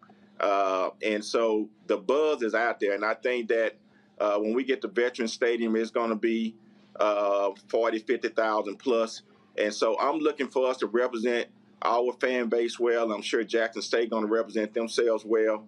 And I'm looking to see at the end of the fourth quarter what that score looked like. All right, totally understand. And I will say this here, y'all go to my Instagram page. I love Grambling, but Roman had the best after party after the Bayou Classic. I was there for the second year in a row, and so it was lit. And you brought in a brass band, the Truth brass band, who did a great 15-minute performance. So that was and you led them in. So that was awesome. That was a celebration victory right there. That's called partying with a purpose. Overtime with Coach Roman Banks, fundraiser everywhere we go. All right, then. Roman, I appreciate it. Thanks a lot. Good luck to your Southern team, your Southern Jaguars, on Saturday in the SWAC Championship. Yeah, remember, I'm going to be watching what you're wearing. Well, you know, I haven't got with the tailor. I'm on the road here in Tulsa. I'm going to be back in Georgia, so I couldn't get my Grambling shirt cut in half and then the Southern stitch. So it probably will be a Roland Martin Unfiltered shirt, so I'll be neutral. I got you a goodie bag coming. Have a good day. I got you. I appreciate it, Roman. Thanks a lot. Folks, don't forget, we're going to be in Jackson, Mississippi, broadcasting from the SWAC Championship, powered by General Motors in their activation area. Look for us there. The pregame show. We got some great stuff lined up. Really looking forward to it. You can come there, get information on General Motors electric vehicles and other information if you like. So we look forward to being there. So we'll see y'all in Jackson. Come on by. Come by our booth. You see our tent. Come take selfies, all that good stuff. Really looking forward to being in Jackson on Saturday for the SWAC Championship. I'll be right back on the Black Star Network.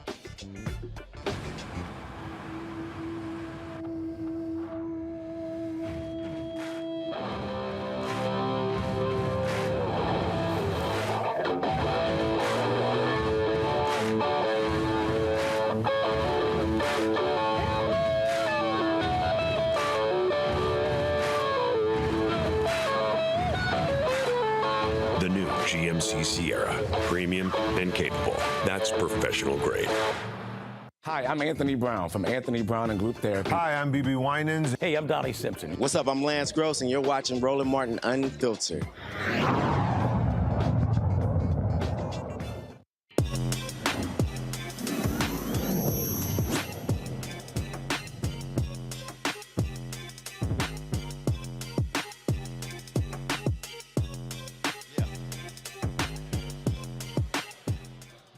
All right, folks, we all need help controlling our finances. Less than 25% of us are consistently saving a portion of our income.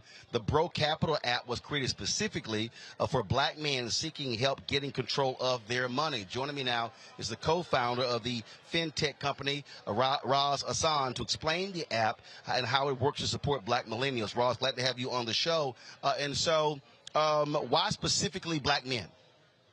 Thanks for having me, Roland. Specifically black men, because a lot of resources are currently available for black women. Bro Capital was founded in 2016 when black women were the fastest growing entrepreneurial group. They were the most educated group in the United States. And of course, we know black women have always been great about having networks that they can lean on to expand their capital and, of course, grow their income. So we wanted to specifically highlight black men as really the foundation of our families and how they can become better brothers, sons, uncles, fathers, so on and so forth. So we started with black men because we saw that there was, of course, a dearth of resources for them.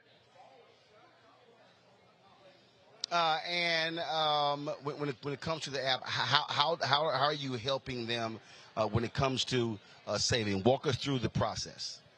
So it's the research shows that less than 70% of millennials are able to handle $1,000 emergency if it were to befall them right now. So what we do is we provide a curated cultural community that allows black men to accrue their capital together in a way that they're able to invest in their own businesses, but also invest in the businesses of others. And so in, of course, developing a cash reserve for oneself, you're able to take care of those emergencies, whether it be a life milestone like having a child, or 2020, of course, when the world was at a standstill and many people lost their jobs. Many of the bros were able to lean on a cash reserve that they had built up and able to have something to fall back on. And so we've also made investments in the companies of the bros that are entrepreneurs on board.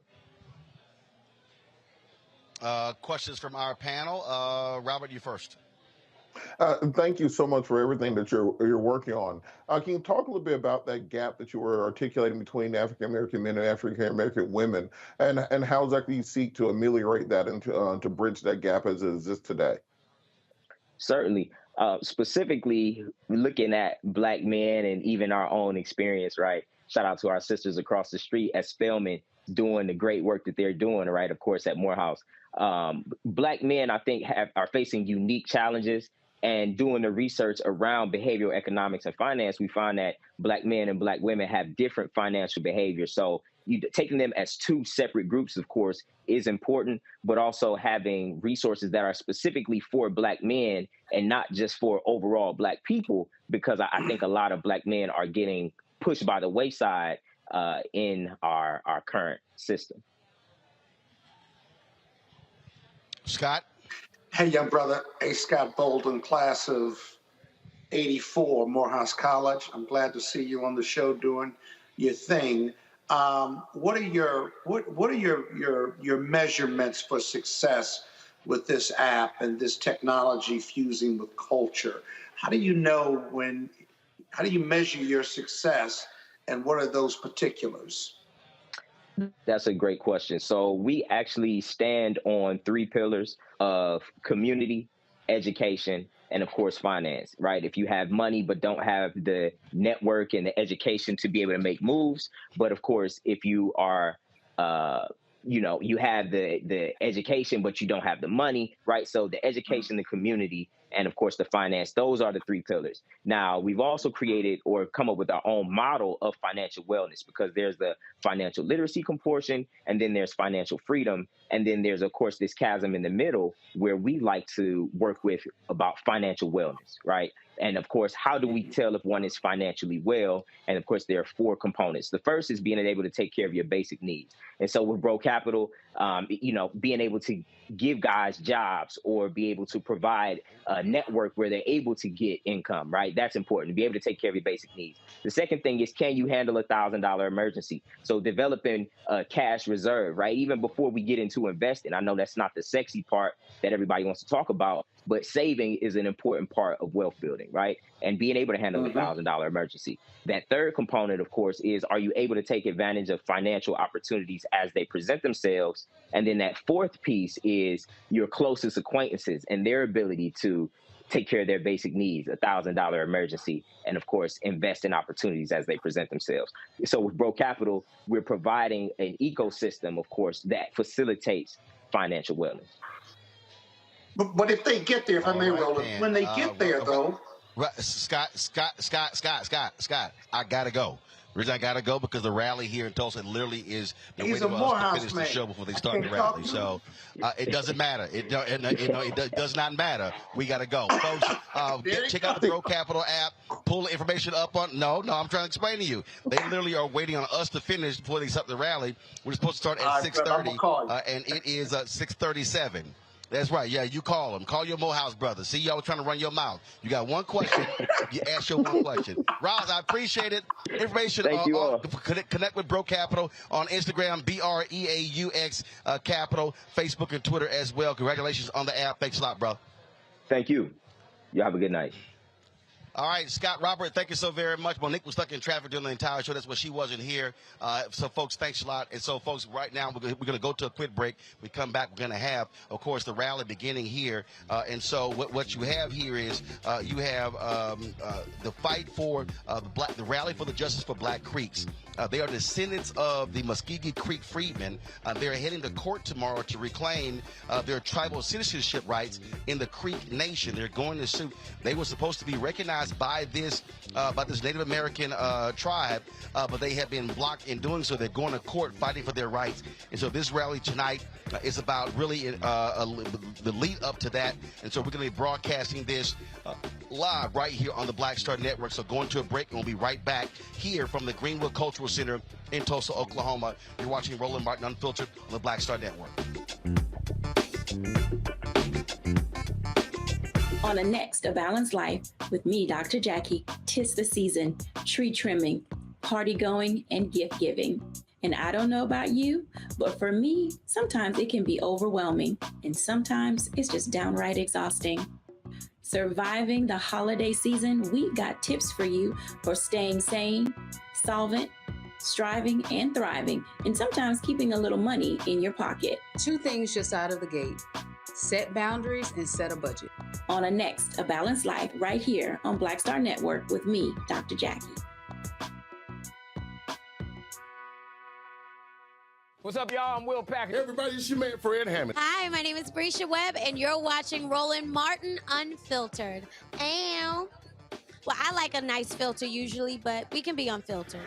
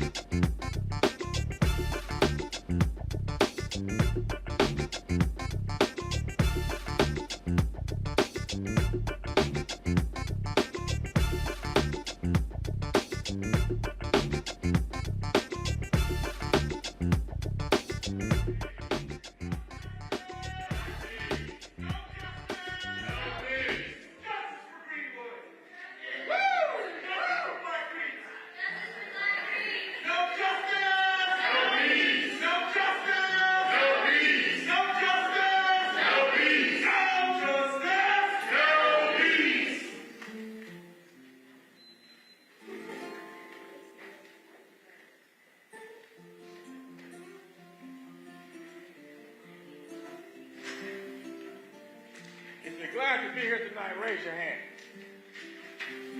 I'll repeat. If you're glad to be here tonight, raise your hand. We're here tonight to celebrate. We're going to sing tonight the Hallelujah song. Those of you who are familiar with, join in. Hallelujah, Yahweh God, hallelujah, hallelujah, Yahweh God, hallelujah, hallelujah. Make us all pogi, may mona pogi, hallelujah, hallelujah. Make us all pogi, may mona gogi, hallelujah, hallelujah. Make us all pogi, may mona pogi, hallelujah, hallelujah. Make us all pogi, may mona bogi, hallelujah, hallelujah. Everybody, hallelujah, Yahweh God, hallelujah, hallelujah, hallelujah, Yahweh God, hallelujah, hallelujah, amen.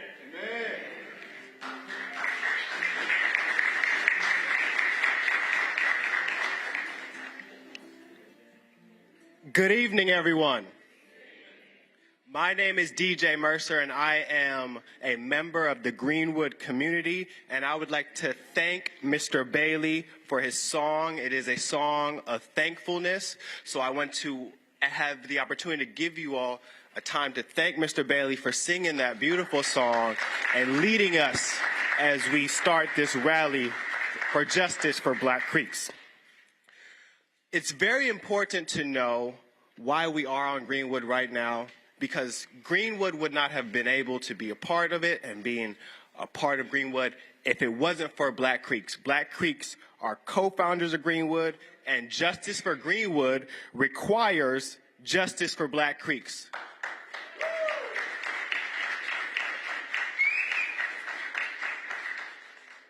So when I say justice for, you say Black Creeks. Justice for? Black Creeks. Justice for? Black Creeks. Justice for? Black Creeks. So it is my honor to introduce and also acknowledge several people who are in attendance for today, including Attorney Demario Solomon Simmons, his co-counsel Eric Giles, David A. Riggs, representing their clients, Rhonda Grayson, as well as Jeff Kennedy, and the Justice for Black Creeks Coalition.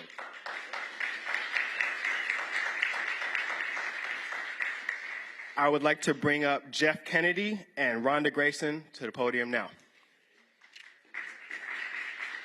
Justice for? Justice for? Justice for? Who are we? Who are we? Black Creek. Who are we? Black Creek. Who are we? Black Creek. Muscogee Creek. Muscogee Creek. Black Creeks. Muscogee Creek. Black Creek. Muscogee Creek. Black Creek. Who are we? Black Creek. Who are we? Black Creek. Who are we? Black Creek. It's all right. There's a lot of us today that don't really know who we are. This journey's been long, and it has really been tiresome. But as the songwriter says, 99 and a half won't do. Right. Trying to make 100. With that said, I'm just going to say, my name is Jeff Kennedy. I am a descendant of freedmen. Ben Grayson, number 5329, his great-grandfather was Chinny Chotke. He was documented as a half-breed, half Indian, half colored, but it also says that he married a black woman. So what does that mean to me? Anyway, I just wanted to also acknowledge Demario Solomon Simmons, his co-counsels, Eric Giles, David A. Riggs, and of course the Justice for Black Creeks. We really appreciate you all giving us this opportunity to just come and bring our fight and join our fight, because we know we can't do it by ourselves. It takes each and every one of you. Again, who are we? Black Creeks. Who are we? Black Creeks. I'm just checking. I'll be checking again. Anyway, just to give you a little bit about my family, we'll just go through that. Of course, in the Civil War, my great-grand-uncle, Quash McLish, he also fought in the Second Cousin Colored, and he was also a private in the 1st Indian Home Guard. I'm just basically saying that to say that whenever there's a call to service, I know at least my family is there. Of course, both fought courageously in the Battle of Cabin Creek in '63, and also the Battle of Honey Springs. Those are the campaigns that was fought in Indian Territory, in case you all didn't know. My family served in the House of Kings and the House of Warriors. We're also listed as the Graysons on the 1967 Creek Law Book. It's really been amazing just waking up and finding out that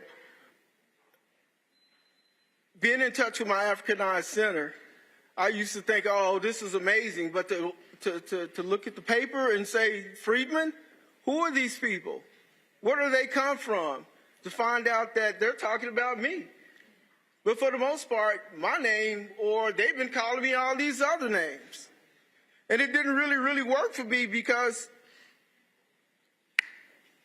nobody wanted to talk about it. Nobody wanted to talk about their past to their kids, and so we couldn't pass down those traditions. Virtually, we really don't know who we are.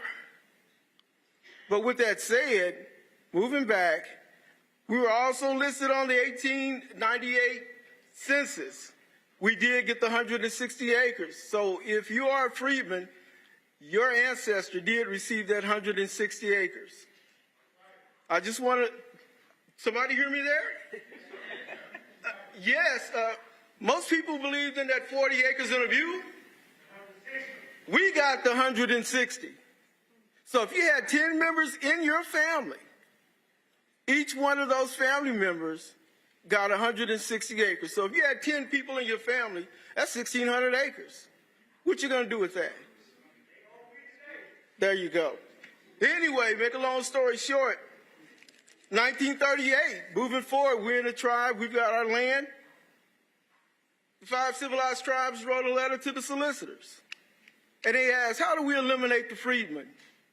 So again, they're talking about us. We're some of the most documented people. We can go back about 5 generations, whereas everybody else can't. We're the only ones in the nation that's got an 1890 census. They said the 1890 census for the United States had burned down. We're documented. So if anybody want to challenge that, let them challenge those documents from 150 years ago. You can prove this. After the solicitors comes 1979. The Creeks had an illegal vote, voted out my family, totally disenfranchised my family, totally disenfranchised your family. Can I hear that again? That's right, Jeff. That's right. My family, our family. And so here we are today, on the precipice of a groundbreaking decision tomorrow. And we hope that you all are there as we finish this journey with who we are. Who are we? Who are we? Standing. Rhonda Grayson. Wow, man, that's a hard act to certainly follow. All right, Jeff Kennedy. I am Rhonda Grayson, one of the founding members of the Muscogee Creek Indian Freedmen Band and chairwoman of this great organization. We are certainly delighted to be here tonight on this momentous occasion. And so we are praying and hoping that Judge Miser will make the right decision, the only decision that she can make, which would be fair and just, is to honor the Treaty of 1866. Treaties are the supreme law of the land, and so the law is on our side. So we are here seeking justice for Black Creeks, the people known as Creek Freedmen. 43 years ago, the Muscogee Creek Nation exiled the Black Creeks from the nation in violation of the Creek Treaty of 1866. And as I stated, this Creek Treaty has not been abrogated. It is still good and valid law. We need each and every one of you to stand with us and to demand that the Creek Nation honor the Treaty of 1866. It is still good law. And so that is what we are here for. This is the occasion that we're here for. And before I sit down, I just want to stand and thank Attorney Demario Solomon Simmons. He has been on this journey with us for a very, very long time. I've known him ever since he was a young lad. He's been on this journey with us, and I kept that phone number. I kept it close because I knew we would need it for such a time as this. And thank God for clients like me, because clients like Jeff and Sharon that harass him and get on his nerves, but then there's this good client, Rhonda Grayson. Isn't that right, Demario? That's right. But anyway, this is a great occasion. We're glad to be here. We're so thankful for Justice for Greenwood and the Terrence Kutcher Foundation, who has just gotten behind us and just has supported us along the journey, and so many others who have supported us on this journey. And so we're just excited. We greatly anticipate the decision on tomorrow. There's only one decision that she should make, and that is to affirm the citizenship rights of the Black Creek, the people known as Creek Freedmen, and bring us home. Redeem our ancestors and bring us home. And my goal is that they redeem us, make a public apology, and call every one of their names. Call them by names. That's it.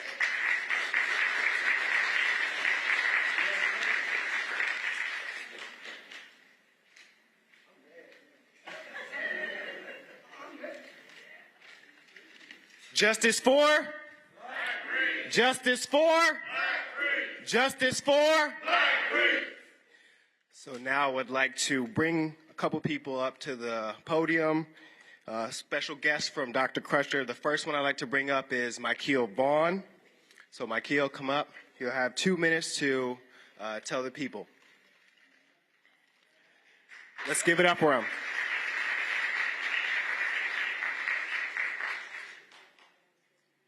So good evening, everyone. My name is Michael Vaughn.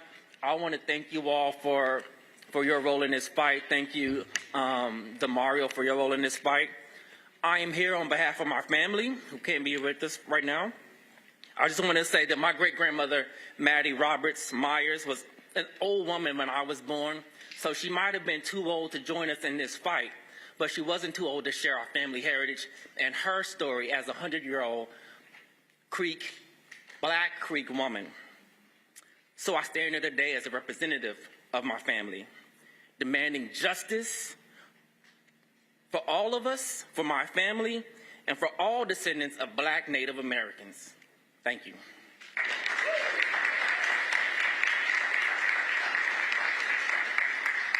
I'd like to bring back up the amazing client, Rhonda Grayson, to talk about her family.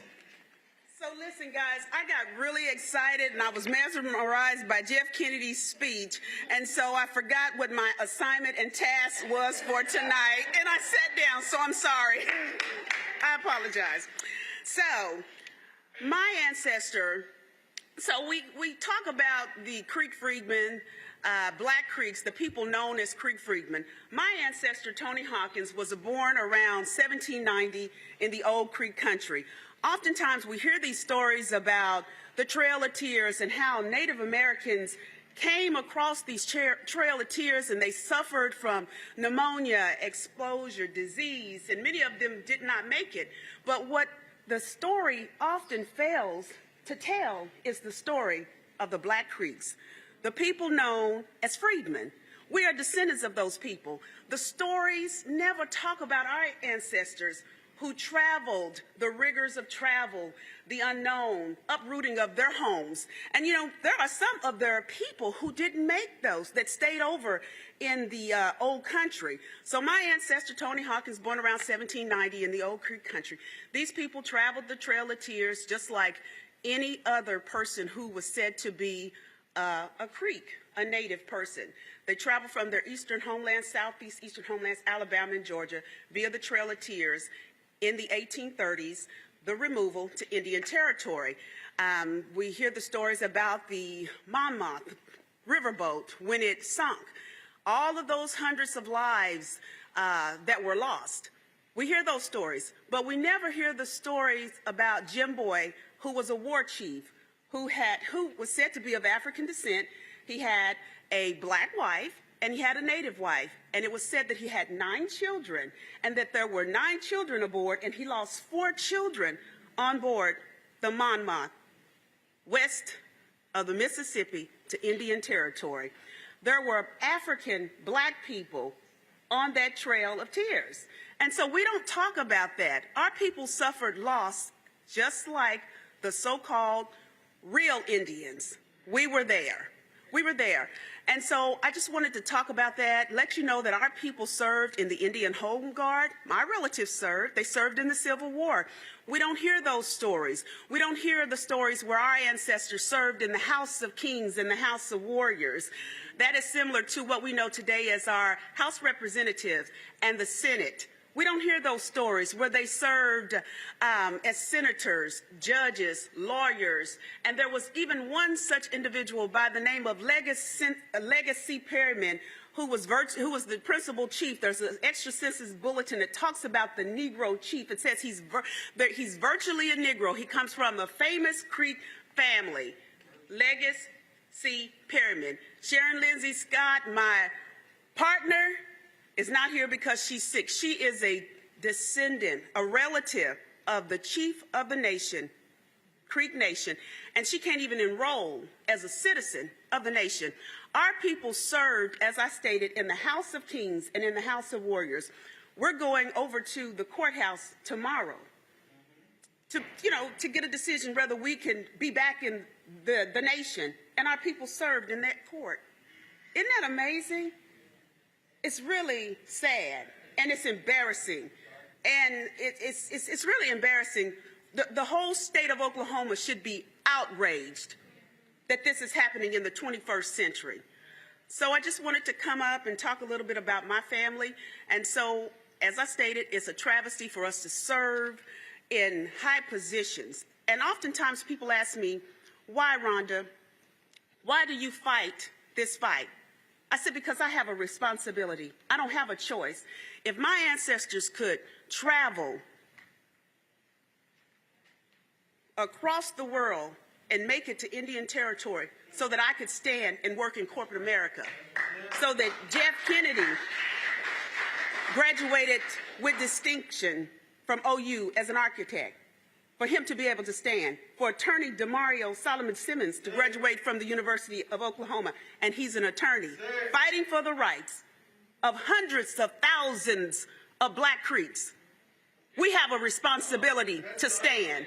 We should stand and we should fight. That's why we fight. And we will continue to fight.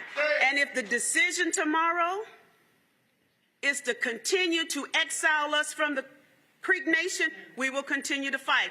Are we tired? Yes, we're tired.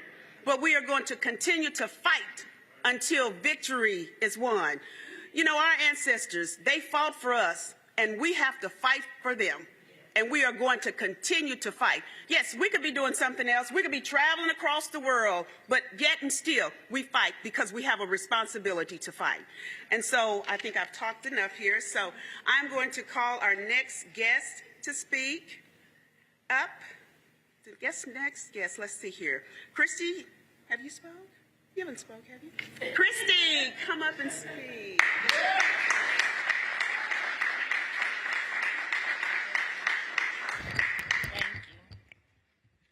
I probably need a step stool, y'all. I took my heels off earlier.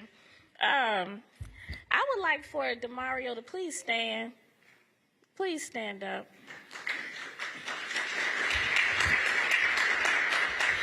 Everyone, please just give him some love. Y'all can do better than that. Give him some love.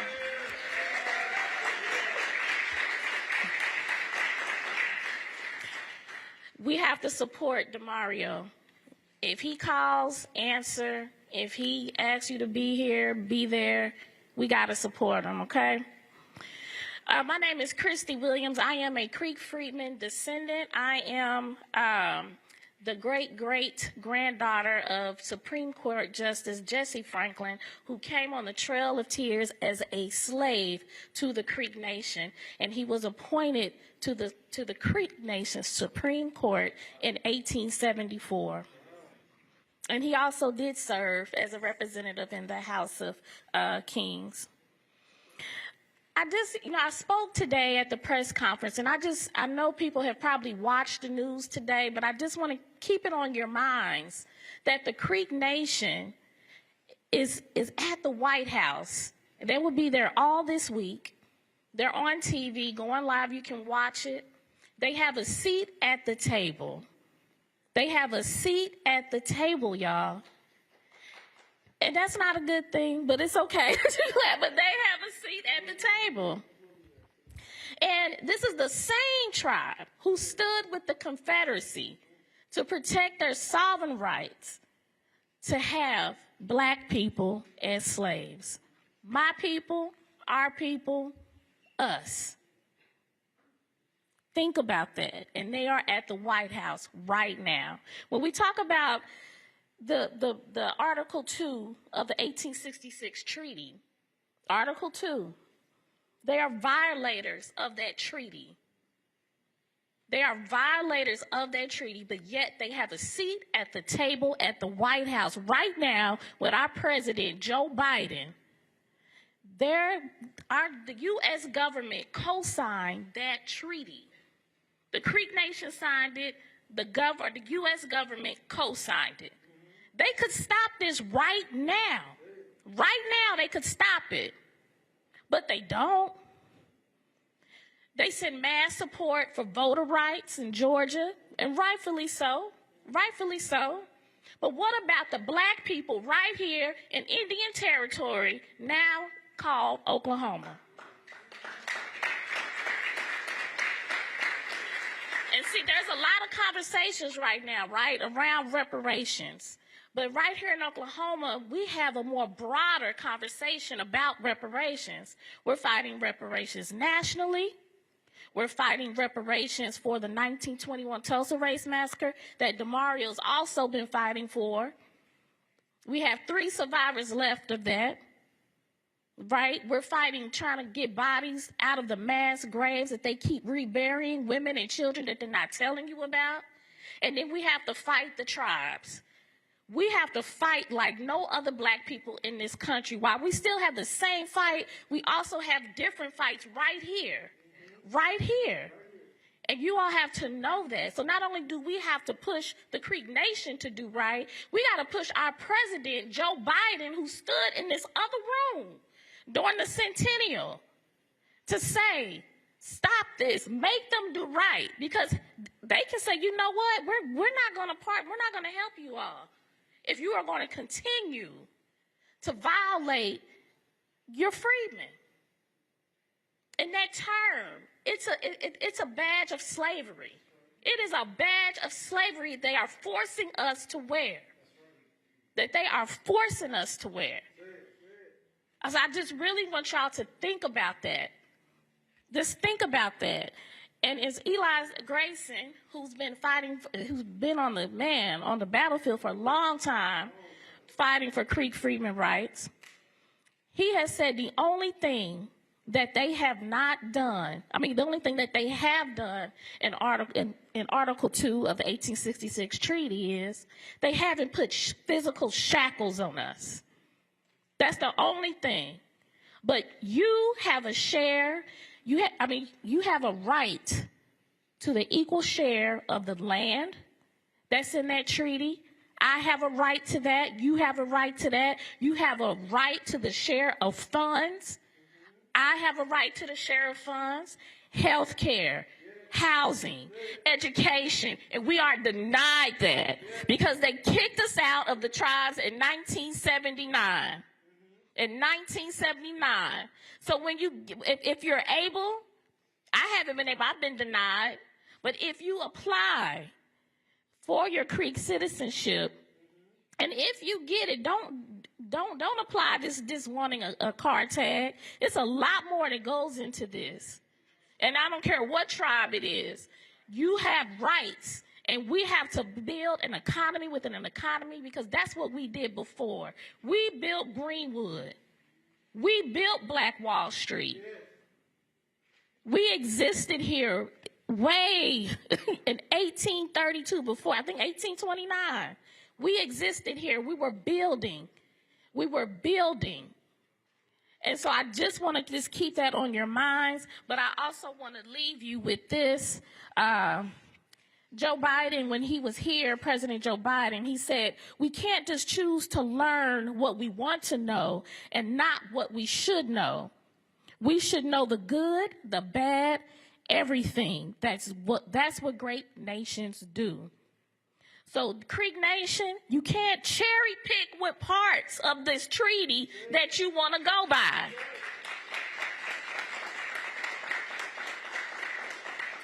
I'm going to say that again. The Cherokee Nation, I don't know which camera I need to look at, but you do not get the right to cherry pick what you want out of this 1866 treaty. You go by all of it. All of it. This should not be a hard decision tomorrow. It should not be a hard decision for President Biden to say enough is enough because he can do that with just the swing of a pen. They have the authority to say, you need to go by this. Joe Biden has the responsibility to make sure that he protects the rights of freedmen. Period. Period. Period. And I just want to also leave with one more thing. My great-great-grandfather, Jesse Franklin, there is a documented interview that he had with the U.S. government. And one of the things, two things that struck me in that interview. One is that he actually put people to death. I was like, what? But the other thing is when they asked him, they asked him, are you black? He said, I'm Creek. Thank you.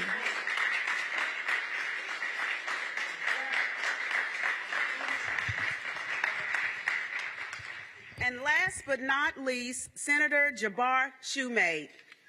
Thank you.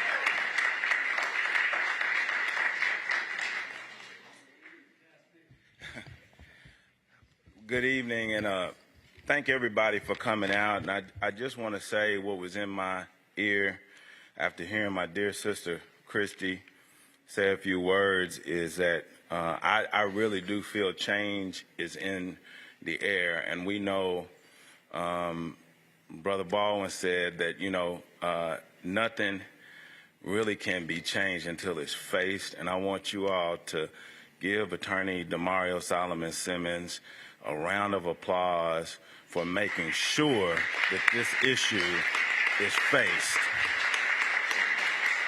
We can do better than that. We can do better than that.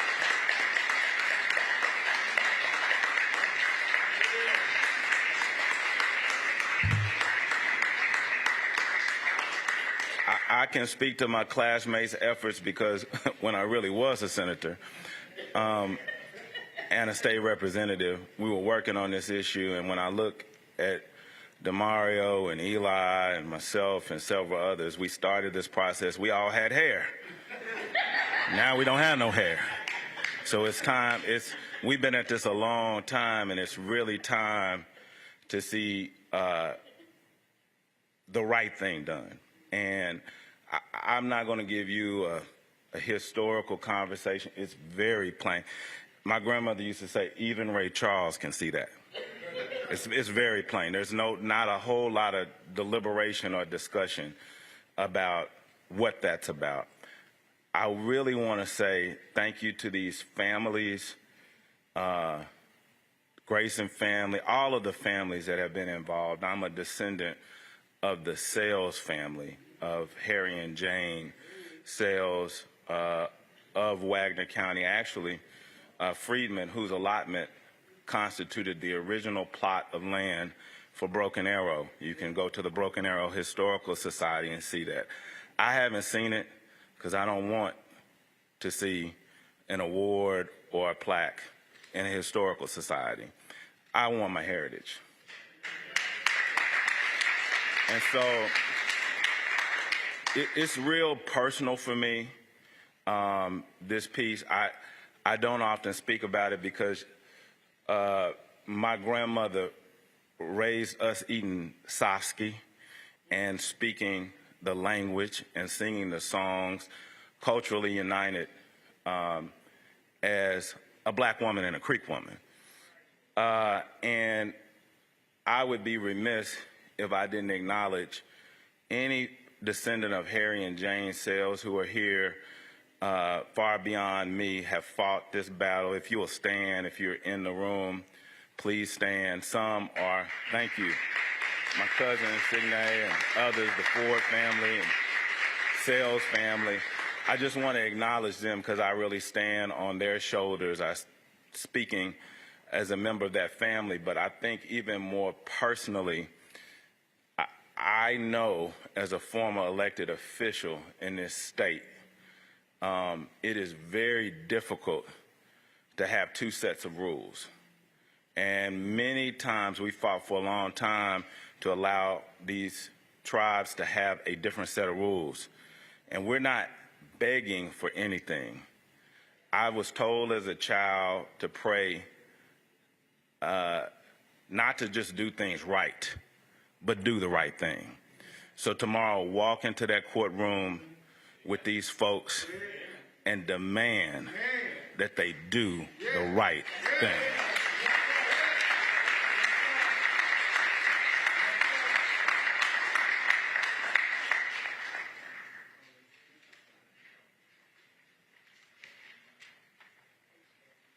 Next, I would like to bring up Paige Clark on behalf of Terrence Crutcher Foundation.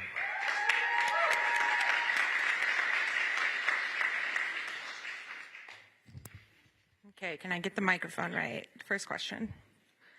All right, good evening. Thank you so much to everyone who's already spoken. It's an honor to be up here with you. My name is Paige Clark. I am a Muscogee Creek Nation citizen, and I am here with you all tonight to insist that non-Black Creeks stand in solidarity with Black Creeks and this court case.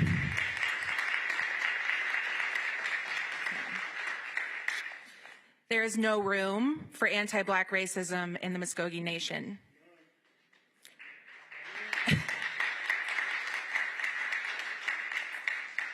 Historically, culturally, presently, it is blatantly obvious that Black Creeks belong in this tribe. Not only is it immoral to deny citizenship, but it is illegal according to our own treaty. I know so many non-Black Creeks who quietly support this court case, who quietly stand with us and what we're talking about. But I am here tonight to proclaim loudly that non-Black Creeks shout this from the rooftops. So thank you to all the families. Thank you to everyone who's fighting. It's really, really appreciated, and you're not alone. Thanks.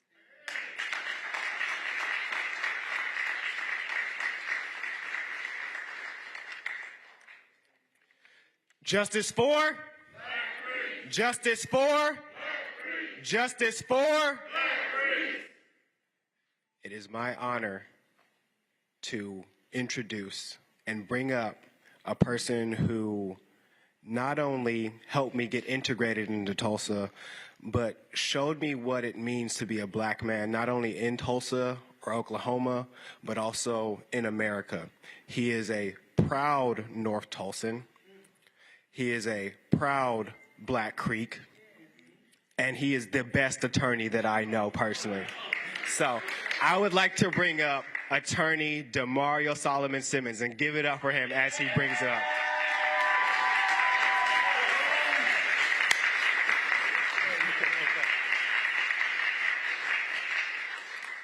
Man, this is awesome. I want to give y'all my whole case tomorrow, but I won't do that. You know, it's funny because growing up, and my father's here. Dad, stand up. That's my father. He flew up here from St. Petersburg, and he said, man, you didn't tell me how cold it was. He used to come pick me up for visitation, and he would talk to me all the time about we had a black chief, Creek chief, and we had all this land, and we came from Trail of Tears, and I'd be thinking, man, you don't have to lie to kick it. You know what I mean? Like, you don't have to tell me all that, man. We can just hang out. And when I found out and really realized that that was accurate, it just blew me away. When I found out that from my father, who was a Creek citizen, my grandmother, Johnny Mae Simmons, was a Creek citizen. Her father, John W. Simmons, Creek Road, 421, born in 1900, Creek citizen. His father, Jake Simmons Sr., and mother, Rose Simmons. Her father and mother and father and mother, going all the way back to the late 1700s. We have to understand something, that when we talk about this badge of slavery, Creek Freedmen, that they forced upon us, frozen us in time. Some of our people were enslaved by the Creek Nation. That's true. But there were also black people here when Columbus got here that were part of the Creek Nation. That's true. And we have to understand that regardless of how we got here, enslaved or free, our people deserve the right to be who we are. The treaty is clear, and I know we keep pointing to it because earlier we had it up here.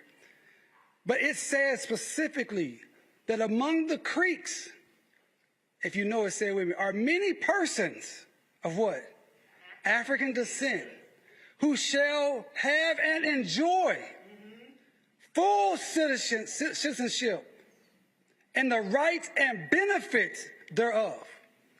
That's the treaty language. That's what's in front of the judge tomorrow. That is what she has to decide. Is the Muscogee Creek Nation a nation of laws or of men and women? Is the Muscogee Creek Nation, as the famous quote goes, great nations like great men keep their word? They had their word in 1866, June 14th. And that document was negotiated and signed by 5 individuals. One of those individuals was my 4-time great-grandfather, Cal Minko. He signed that treaty. You can look it up, but they erased him from the Creek Nation's history. You don't see anything about it. She talked about Legacy Perryman. That's another blood relative of mine. Mose Perryman, the founder of Tulsa, basically. Direct descendant from him. Yet they're going to tell us we're no longer allowed to be in the nation. It's a travesty. It's ridiculous. It's ridiculous. I want to acknowledge a few people before I continue. First and foremost, I want to acknowledge the Muscogee Creek Indian Freedmen Band, Rhonda and Jeff and Sharon, who's not here. Give it up for them again.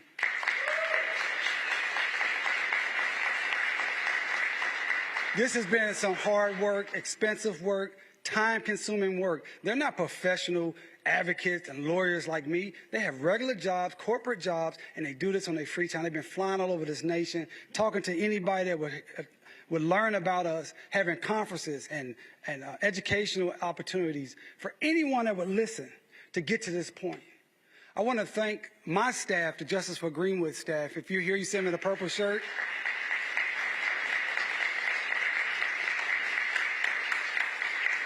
Because we understand that Black Creeks were the co-founders of Greenwood and its Black Wall Street.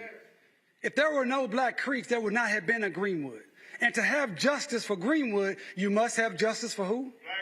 Black Creeks, no doubt. I want to thank our coalition partner, our partner on everything, the Terrence Crutcher Foundation. And particularly, I see my sister back there. She don't want to be up front tonight, but Dr. Tiffany Crutcher. Give it up for Dr. Tiffany Crutcher. Yeah, give it up for Dr. Tiffany Crutcher. Has taken this city by storm, this state, because of the tragedy that happened to her twin brother that was shot in cold blood by Betty Jo Shelby in the city of Tulsa. She's taken that pain into purpose and pouring it all out for us to continue to get our rights because Terrence's rights were violated. I want to acknowledge my legal associate, Kimberly Hepton-Kemper. She's standing back there. Raise your hand, Kim. She's shy as can be.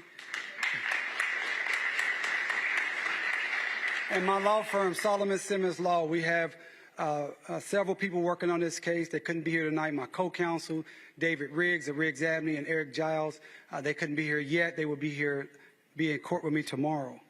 Also, I would be remiss if I didn't acknowledge my friend and my original Creek client, Ron Graham. Ron, please stand.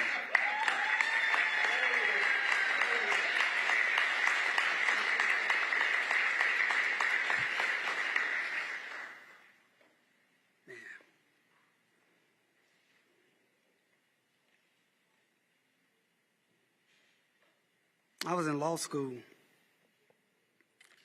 and I met Marilyn Vann, who's another great advocate of this issue, and I met Ron Graham, and they were working on this case by themselves, pro se.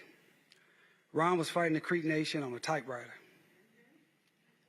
and they asked me would I help, and I didn't know nothing. I said, yes, I'd love to help, and I got involved in the case, and I said, man, this is bigger than me. I can't do this. I'm just out of law school. And Ron, the co-plaintiff, Fred Johnson. Mr. Johnson died several years ago. He was a lovely man.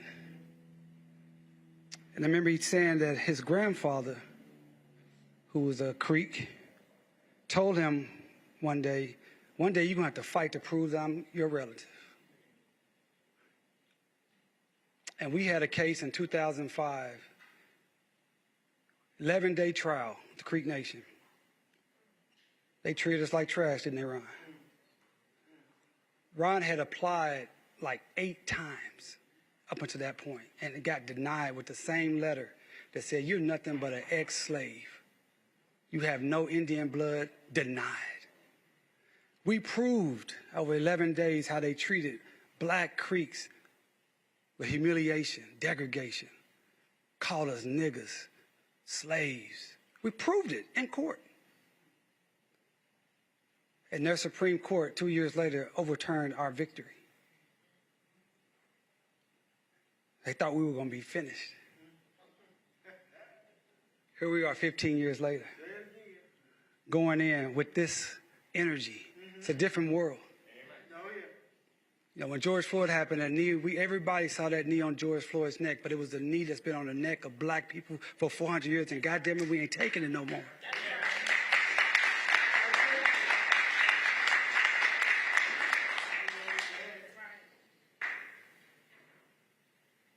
My grandmother, Johnny Mae Simmons, who passed away, be 3 years next month, was one of the plaintiffs in this case. She was 87 when she passed. She was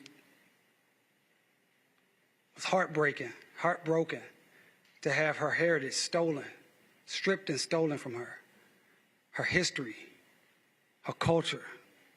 She spoke Creek. She lived on the Creek allotment. She said, I don't understand how they can just do this. How can they just one day say, I'm not who I am? So when they asked us what this is about, yeah, we want our health care benefits because we're entitled. Yeah, we want our educational benefits because we're entitled. Yeah, we want our housing benefits because we're entitled. Yeah, we want every other benefit that any other Creek because we're entitled. But more importantly, more invaluable to any of that is we want to affirm who we are and who our ancestors were, and not allow you to take their hard work over hundreds of years, centuries, erase it like we don't matter. So tomorrow, we're going to present the best case the Creek Nation has ever seen. But at the end of the day,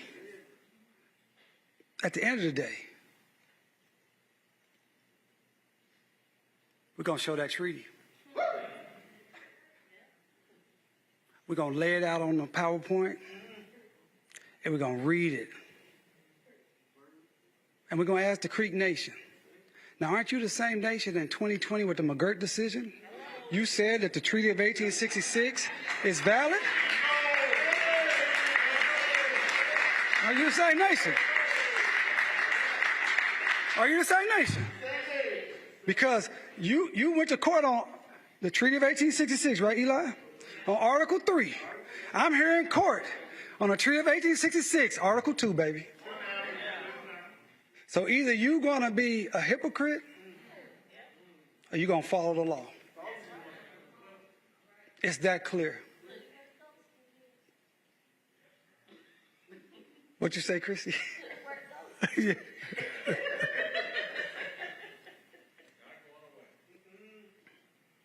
I fully expect, Jabbar talked about his grandmother, my grandma would say, claim it. I'm claiming victory. I'm claiming victory tomorrow. I don't claim victory because I'm not the judge. I don't make the decision, but I believe that our judge is a fair judge. I believe that she believes in the rule of law.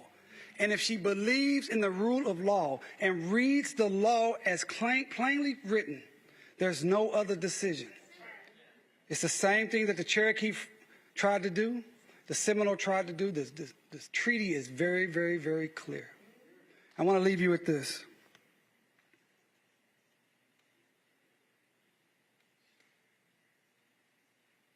In 1860s,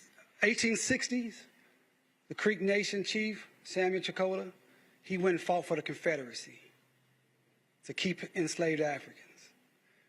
When they lost that war and the treaty was signed in 1866, that same guy who was fighting for the Confederacy became the chief, one of the chiefs of the Creek Nation. And one of the first things he did was to fight Black Creeks of getting our per capita payment. And Cal Tom, boy, y'all ain't with me. Cal Tom, my direct ancestor, had to get on a train from Leavenworth, Kansas, and travel to Washington, D.C. to go to Congress, to Senate, and say, this is what they're doing to my Black Creek people. And here I am, 156 years later, with all of you going to the Creek Nation and saying, look what you're doing to my Black Creek people. That's why I'm claiming victory. That's why I'm claiming victory. That's why I'm claiming victory. I'm walking in there with Cal Tom. I'm walking in there with Jake Simmons. I'm walking in there with Johnny May Simmons. I'm walking in there with Silas Jefferson and John Jefferson and Melinda Cal Tom and Rose Simmons. I'm walking in there with my ancestors, your ancestors, and we're going to walk in there with victory. We're going to be plain spoken, stand up straight, and tell that court to give us our victory, give us our citizenship, and give us our benefits.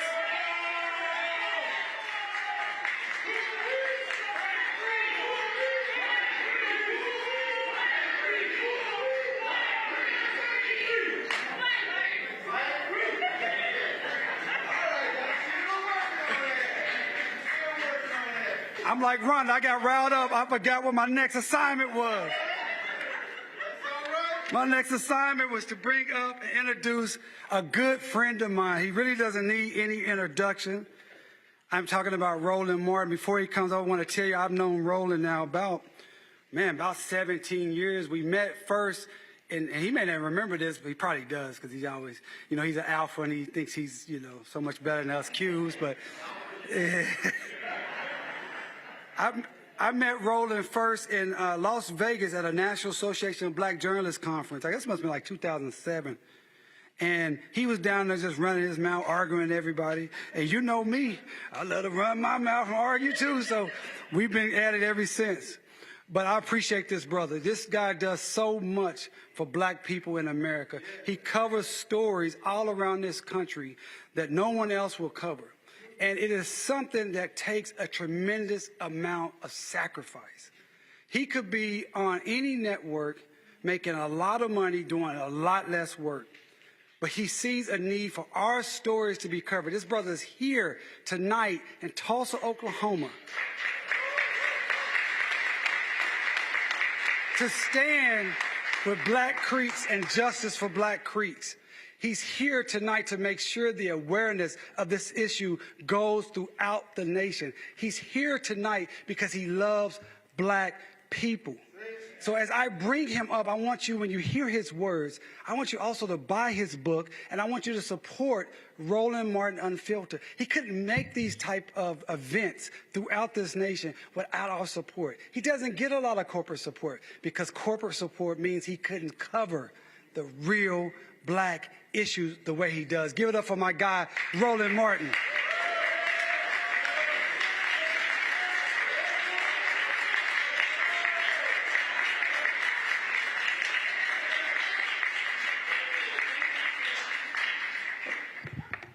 All right. I appreciate it. And DeMario says he likes to argue, but he can't out-argue me. You might be a great attorney, but you cannot out-argue an alpha. You know better than that. Definitely glad to be here. Before I start, let me shout out. You black people, you always gotta shout out Jesus and your mama and your daddy. Today is my mom's 75th birthday. She's watching. She's watching. You know, black people, real black. They like, hey, we're watching. Okay, I got you. My dad texts me like Larry doing the show. I'm like, dude, you know I'm working right now. I'm like, I'm actually live on the air. But so yeah, my mom turned 75 today. So shout out to her. And it's always good when you still have your parents and you show them some love and affection. And I appreciate being here. We're live streaming this on the Black Star Network. We've been in Georgia the last couple of days, broadcasting from there, supporting Senator Raphael Warnock and his re-election bid against that buffoon. And we literally go back to Georgia tomorrow. First thing tomorrow morning, we'll be there through the election day, December 6th, because that's an important election, not just for Georgians, but also for all of us around the country because of the importance of the United States Senate. As I was standing back there and I was thinking about how I wanted to start, what I wanted to speak on, and it was very interesting that we're having this discussion in this fight because 2 days ago, I got an email and an invitation because tonight in a couple of hours in Los Angeles, it's going to be the LA premiere of the Will Smith movie Emancipation. And directed by Antoine Fuqua, and he is playing, many of us have seen that photo of the slave who was whipped and the photo of the scars on his back. Well, Will Smith is playing that particular actor. And they hit me up, and Will and I are friends, and they said, man, we would love to have you there. I sent him a text, and I said, brother, I said, it's a good chance. I said, there's no direct flights after I get done in Tulsa to get to L.A. I said, but certainly good luck, with the film. And so they said, hey, look, we really want you to be here. And I said, I understand that. I said, but y'all hit me about 5 days late because DeMario was swept me like a bill collector to be here in Tulsa. And I said, man, I'm in Georgia. He's like, no, got to have you in Tulsa. And I said, all right, we'll work it out. And so I had to tell the Warnock campaign, look, I got to take a trip there and I'll be right back. And it's interesting to juxtapose those two. So you have this Apple film that's coming out telling this story of this black man and this title, Emancipation. And here we are in 2022 still talking about emancipation. I'm a native of Texas, Houston, and born and raised. And for us, Juneteenth is something we've always celebrated, that's where it came from. Now it's a federal holiday, and so it's new to a whole lot of folks. And there were people who were saying, well, I don't know who asked for this, and that was quite offensive to those of us in Texas because we fought to make sure it was a state holiday. Because even though we were celebrating Juneteenth, which was when the slaves in Texas found out 2 years later they were actually free, Juneteenth was always about emancipation, not just the celebration of the ending of slavery, but also still the continuing quest for freedom. And if anybody understands the history of black folks in this country, we have been on a consistent quest for freedom and have never actually achieved freedom in this country. Now, allow me to unpack that. When I say we have never actually achieved freedom in this country, passing Reconstruction amendments giving us the right to vote, giving actually black men the right to vote, the 14th Amendment, with Equal Protection Clause, those were not actually, that wasn't emancipation, those were laws. Dr. King talked about be true to what you put on paper. He said, our challenge to America is to be true to what you put on paper. So what DeMario just laid out is to this Indian nation, be true to what you put on paper.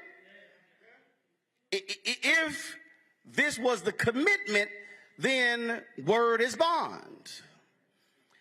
But unfortunately, in this country, black folks know word has not been bond. Even when laws were passed, we know what happened. Even when laws were passed that supposedly granted us freedom, the 1860 Civil Rights Law, and on and on and on, we know how they were circumvented in this country. And you have people today who say, well, institutional racism just simply does not exist, but those are folks who are living in fantasy land. Because you're still seeing the effects of that. You're seeing the effects of how we have been ignored financially, educationally, when it comes to health. When you see, anytime there's a health stat, it's a good bit black folks are likely dying at a higher rate than anybody else. And then folks say, well, I don't quite understand what the connection is. Well, the through line is black, black, black, black, black, which means racism, racism, racism, racism. And what we also have seen in this country is that when we have fought to change America to live up to what it put on paper, everybody else has benefited. Let's be real clear. The fight for freedom and emancipation by African Americans in America has benefited Native Americans, Latinos, Asian Americans, women, gay folk, lesbian folk, take your transgender, take your pick, because we understand when the law is changed, it's not just benefiting us. But even when we fight to do that, there's still a fight after the law has been signed. Because it's one thing to change the law, but it's another to actually make it real. And see, that's the real challenge. If you read Dr. King's book, Where Do We Go From Here, Chaos of Community, he said it didn't cost America much to allow us to swim in swimming pools, to go in parks, for us to be able to go to restaurants. He said, but the question is, will America write that much larger check? And that really is where we are in 2022. We have folks who say, well, man, why do we have to keep fighting? Well, first of all, if you are black in America, you are born having to fight. In fact, if you really want to go there to understand the plight of African Americans, when you look at the black mortality rate, when you look at black women dying at a higher rate just to have children, hell, we're fighting just to be born.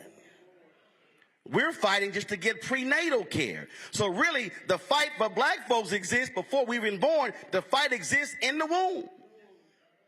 And so it simply comes with being black in this country. And so what I say to folks who are younger, they say, well, why do we have to do these things? It's called your turn. It's called batter up. It's called tag in. Because Jackie Robinson wrote, his book is called I Never Had It Made.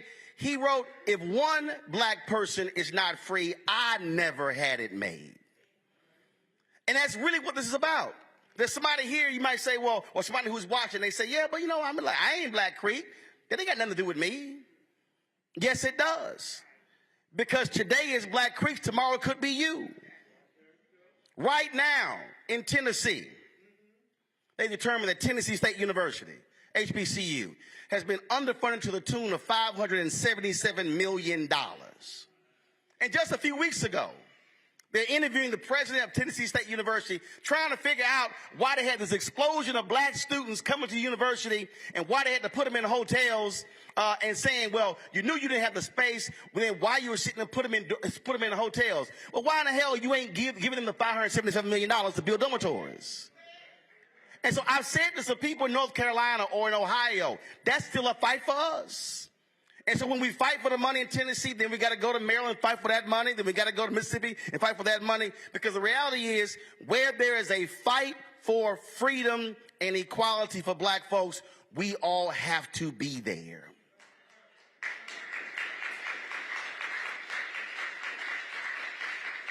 And so we can ill afford to say that's not my fight, when the fact of the matter is, it is our fight. We were here for the 100th anniversary of the race massacre. And we were here broadcasting in that room right there. And President Biden came and spoke. He made a comment about what they were doing when it comes to contracts. And I remember I made a comment on Twitter. I said, well, let's just make sure that money goes to black folks and not white women. So I got a call from the White House. The next day, as I was at the airport, they were not happy with what I tweeted. Well, first and foremost, one, I own my show. I own my network, which means I don't have a boss but Jesus. So you can't call somebody to get me to stop doing something because ain't nobody to call above me. And when I got the call, I said, well, what did I say that troubled you? Well, I mean, you got to give us a shot. I said, I'm going to give you a shot, but I'm going to hold you accountable to what gets done. Because I'm not interested in simple announcements. We've been fighting for black-owned media, and I was in a conversation with a major automotive company, and I told them, I said, I won't praise you for a press release. I will only praise you when you make direct deposits. And there some folks have come to me and they say, well, man, why you got to go so hard? I said, because if you ain't talking about money in America, you're not having an American conversation. It reminds me of that scene from Malcolm X when Brother Johnson got beaten by the cops and they went to the police station and they said, go get some help. And then they call the ambulance and the cop turns to Malcolm X, played by Denzel, and he says, all right, you got what you wanted, now y'all can go. He said, no, I'm not satisfied. That actually has to be the position for every single one of us, whether we're talking about Tulsa, the state of Oklahoma, or anywhere else in America. Our position has to be, I'm not satisfied. I'm not satisfied when somebody simply issues an apology and nothing behind that. I'm not satisfied when a cop is fired but is not indicted and convicted. We're not satisfied when simply you say, well, we might hand out a couple of awards, but the question is, what's behind the awards? Far too many of us have been acceptable Negroes where we have been satisfied with crumbs as opposed to being fully compensated for what is just and what is proper. So when we're talking about this fight, when it comes to properly acknowledging Black Creeks, understand you said you were going to do it. You were wrong in the past. You must operate and do right by us today. We cannot be satisfied with folks who give empty promises. This state has given empty promises when it came to the burning down of Greenwood. They still have not properly compensated the black folks who are still alive, who were directly impacted by what happened there. And then when we have discussions about, well, why African Americans, why is it you haven't been able to do this and do that? Well, if you simply froze us out of the economic pie, then you have to understand what the effect is today. Imagine what this community would look like today had it not been attacked by white domestic terrorists. Imagine what the descendants of Black Creeks would look like today had they properly gotten land and benefits. Do understand when you talk about health care today, it literally can change your bloodlines tomorrow and down the line. So the fight today is not about the individuals today who will benefit. The fight is actually for the individuals who are yet to be born. When we're talking about benefits, land and resources and healthcare and dental, we now are talking about changing or shifting or reversing the historic downward trends that have affected us. And so now all of a sudden, if our women are getting proper prenatal care, Then all of a sudden, the child that they are carrying actually comes out of the womb, not behind an average white child. A few years ago at the National Press Club, Jeffrey Canada stood with Marion Wright Edelman and literally said that black children are behind white children in the womb as a result of the health care of the mothers. He said, so here we are, we're trying to get them caught up from first grade through the fifth grade. He said, when they're coming into this world already behind. And so this fight here is about how do you now begin to change that and reverse that. This now means how do you now begin to create and build an economic system where we're not dependent upon somebody else. We're operating in customer service jobs and being employers, being employees, as opposed to employers. As opposed to depositing checks, we're now ones writing checks. And so the fight has to be looked at totally different. And why is it important for DeMario and the attorneys to be involved? Because the reality is the changing of the laws has been the fundamental basis of the freedom. We can talk about, and I'm not diminishing protest. Those were valuable. They are valuable. They serve a need. But the reason the black freedom movement was so powerful, because you had action in the streets and action in the courts. The streets helped the action in the courts. The streets changed the public perception that then impacted the perception of the judges. So the role of Thurgood Marshall and the NAACP Legal Defense and Education Fund was aided by the protests. The lawyers needed the action in the streets. The lawyers and the folks in the streets needed the action in the suites. They needed all of these forces moving at the exact same time. So then you had black media that served a role. You had black educators that served a role. You had black lawyers serving a role. Black business owners like A.G. Gaston and others who were funding the movement serving a role. Then you had the folks who were cooking the food serving the role. And the folks who were taking care of the children serving a role. What I'm laying out to you, everybody had a job to do when it came in trying to actually gain freedom. So leaving here, what you should be asking yourself is, what role am I going to assume in this fight for freedom, for emancipation? And so you might say, well, I showed up tonight to the rally. All right, that's good. But what about tomorrow? Now, what happens tomorrow? Tomorrow is the legal battle. Now, it may not go the way you want it to go, but then what's next? And so everybody has to make a decision, and that is, what role am I going to play to ensure that justice is done for Black Creeks? And let's say tomorrow goes well. Let's say the right outcome is announced. Then you likely will celebrate. And if you celebrate, great, celebrate. But 24 hours later, you should then say, what's next?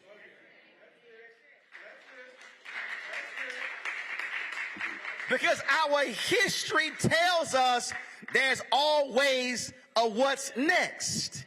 I go back to, I'm not satisfied. If it's you win this battle, what's the next battle? Then the next battle, then the next battle, and the next battle. And so your role that you may play may be cutting a check. You might be, you might be cooking something, baking something, driving somebody somewhere. But everybody in this room must accept what the responsibility is in terms of how do I make a difference to ensure that we have freedom. Which then means that when you leave here, call one or two other people and say, I need you in this battle with us. And then they might tell you, well, look, I don't know nothing about this. Fine, I'm going to educate you on this because, see, then you take this room and you've got more than 100 folks here. So then imagine if all of a sudden if every person in this room calls 5 people, so the next gathering now has 500. And the next time, all of a sudden they say, well, no, we can't have this. The next one sitting in this room. We got to go into the big room. And then after you go into the big room, you may say, well, look, the next one, if 500 call 5, that means the next event's going to have 2,500. We can't have this in the big room. We're going to have to go across the field, across the street, because we can't accommodate that. Now, that's not DeMario calling them. That means you calling 5, and you calling 5, and you calling 5, and you, and you, and you. That means that you have decided to be personally invested in this, and then when you achieve the victory, then when you begin to say the what's next, then you begin to say, now who are we going to turn our attention to next? Because once you take this room and the mushrooms to 500 and 2,500, now all of a sudden you now have soldiers on the battlefield for justice, where you have generals like DeMario and Tiffany and others who are leading and organizing and strategizing. And so can't no general win no war unless they have troops ready to do battle. So what we have to decide is whether we're willing to fight, and you can be black, you can be white, Latino, Asian, Native American, don't matter. Everybody can be enlisted in this fight when it comes to justice and when it comes to freedom. And I'll end it with this way, and DeMario, you probably ain't gonna like it, but I'm gonna end it this way with my frat brother Vertner Woodson Tandy, who said to the Alphas long ago, he said, we will fight until hell freezes over, and then we will fight on the ice. That's our battle.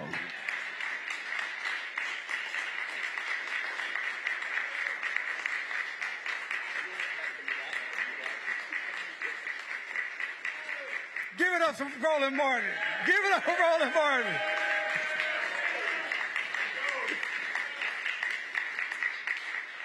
Oh, I see my beautiful wife just walked in, Mia Fleming. Give it up for my wife, Mia Fleming. Listen, DJ is going to close you guys out, but I wanted to just say something real quickly. Congresswoman Sheila Jackson Lee from Houston, Roland's hometown. I talked to her, and I wanted to make sure I told you, she wanted to be here tonight and tomorrow for the hearing, but she's in session, and she couldn't get down here. But she said, DeMario, and if you ever talk to her, if Roland knows this, she does not play. She said, you tell the people I'm with the Black Creeks.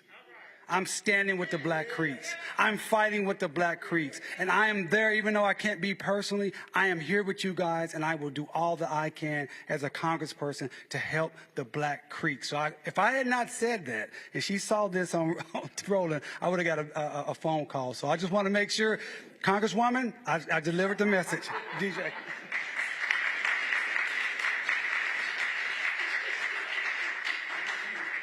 Justice for? Justice for?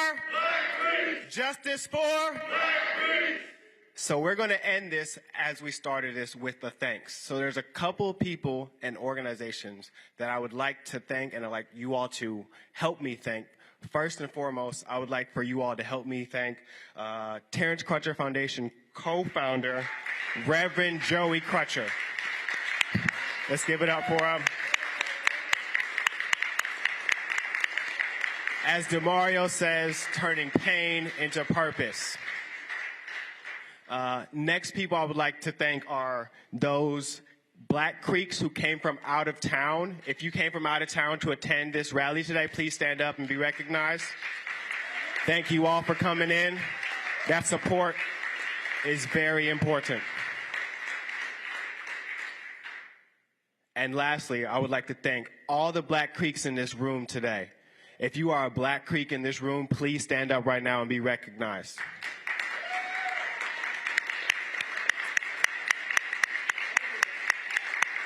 Yes.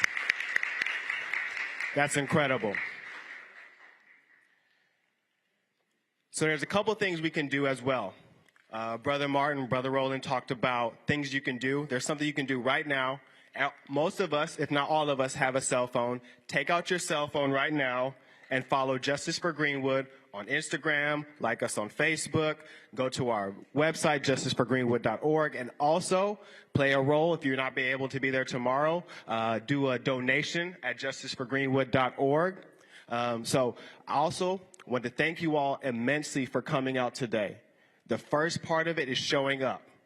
Without showing up, there's nothing else that we can do. But you all showed up, not only for yourselves, but for Tulsa, for Black Creeks, as well as your ancestors. So I'll finish this how I started. Justice for? Black Creeks. Justice for? Black Creeks. Justice for? Black Creeks. And one last thing, I saw somebody walking towards me. If you would like to go to the bus tomorrow for the hearing, please see a TCF team member, like the wonderful Jayla right here, or Diamond back there waving. They have Terrence Crutcher Foundation shirts. Also my friend back there with the Black Wall Street shirt who led us and started off with that amazing chant. So, also, just hot off the press, go to RolandMartin.com to purchase his book. I know he's a very busy man, so he took the time out today to come visit us. You saw he was in Georgia. He got hit up by Will Smith. I don't know about you, but if Will Smith called me Jamario, I might have to go to Will Smith. Just saying. But, yeah. Say that again? RolandSMartin.com. RolandSMartin.com. Please purchase this man's book in support, because without us, there's no us. So once again, justice for? Black Creek. Justice for? Black Creek. Justice for? Black Creek. Have a good night.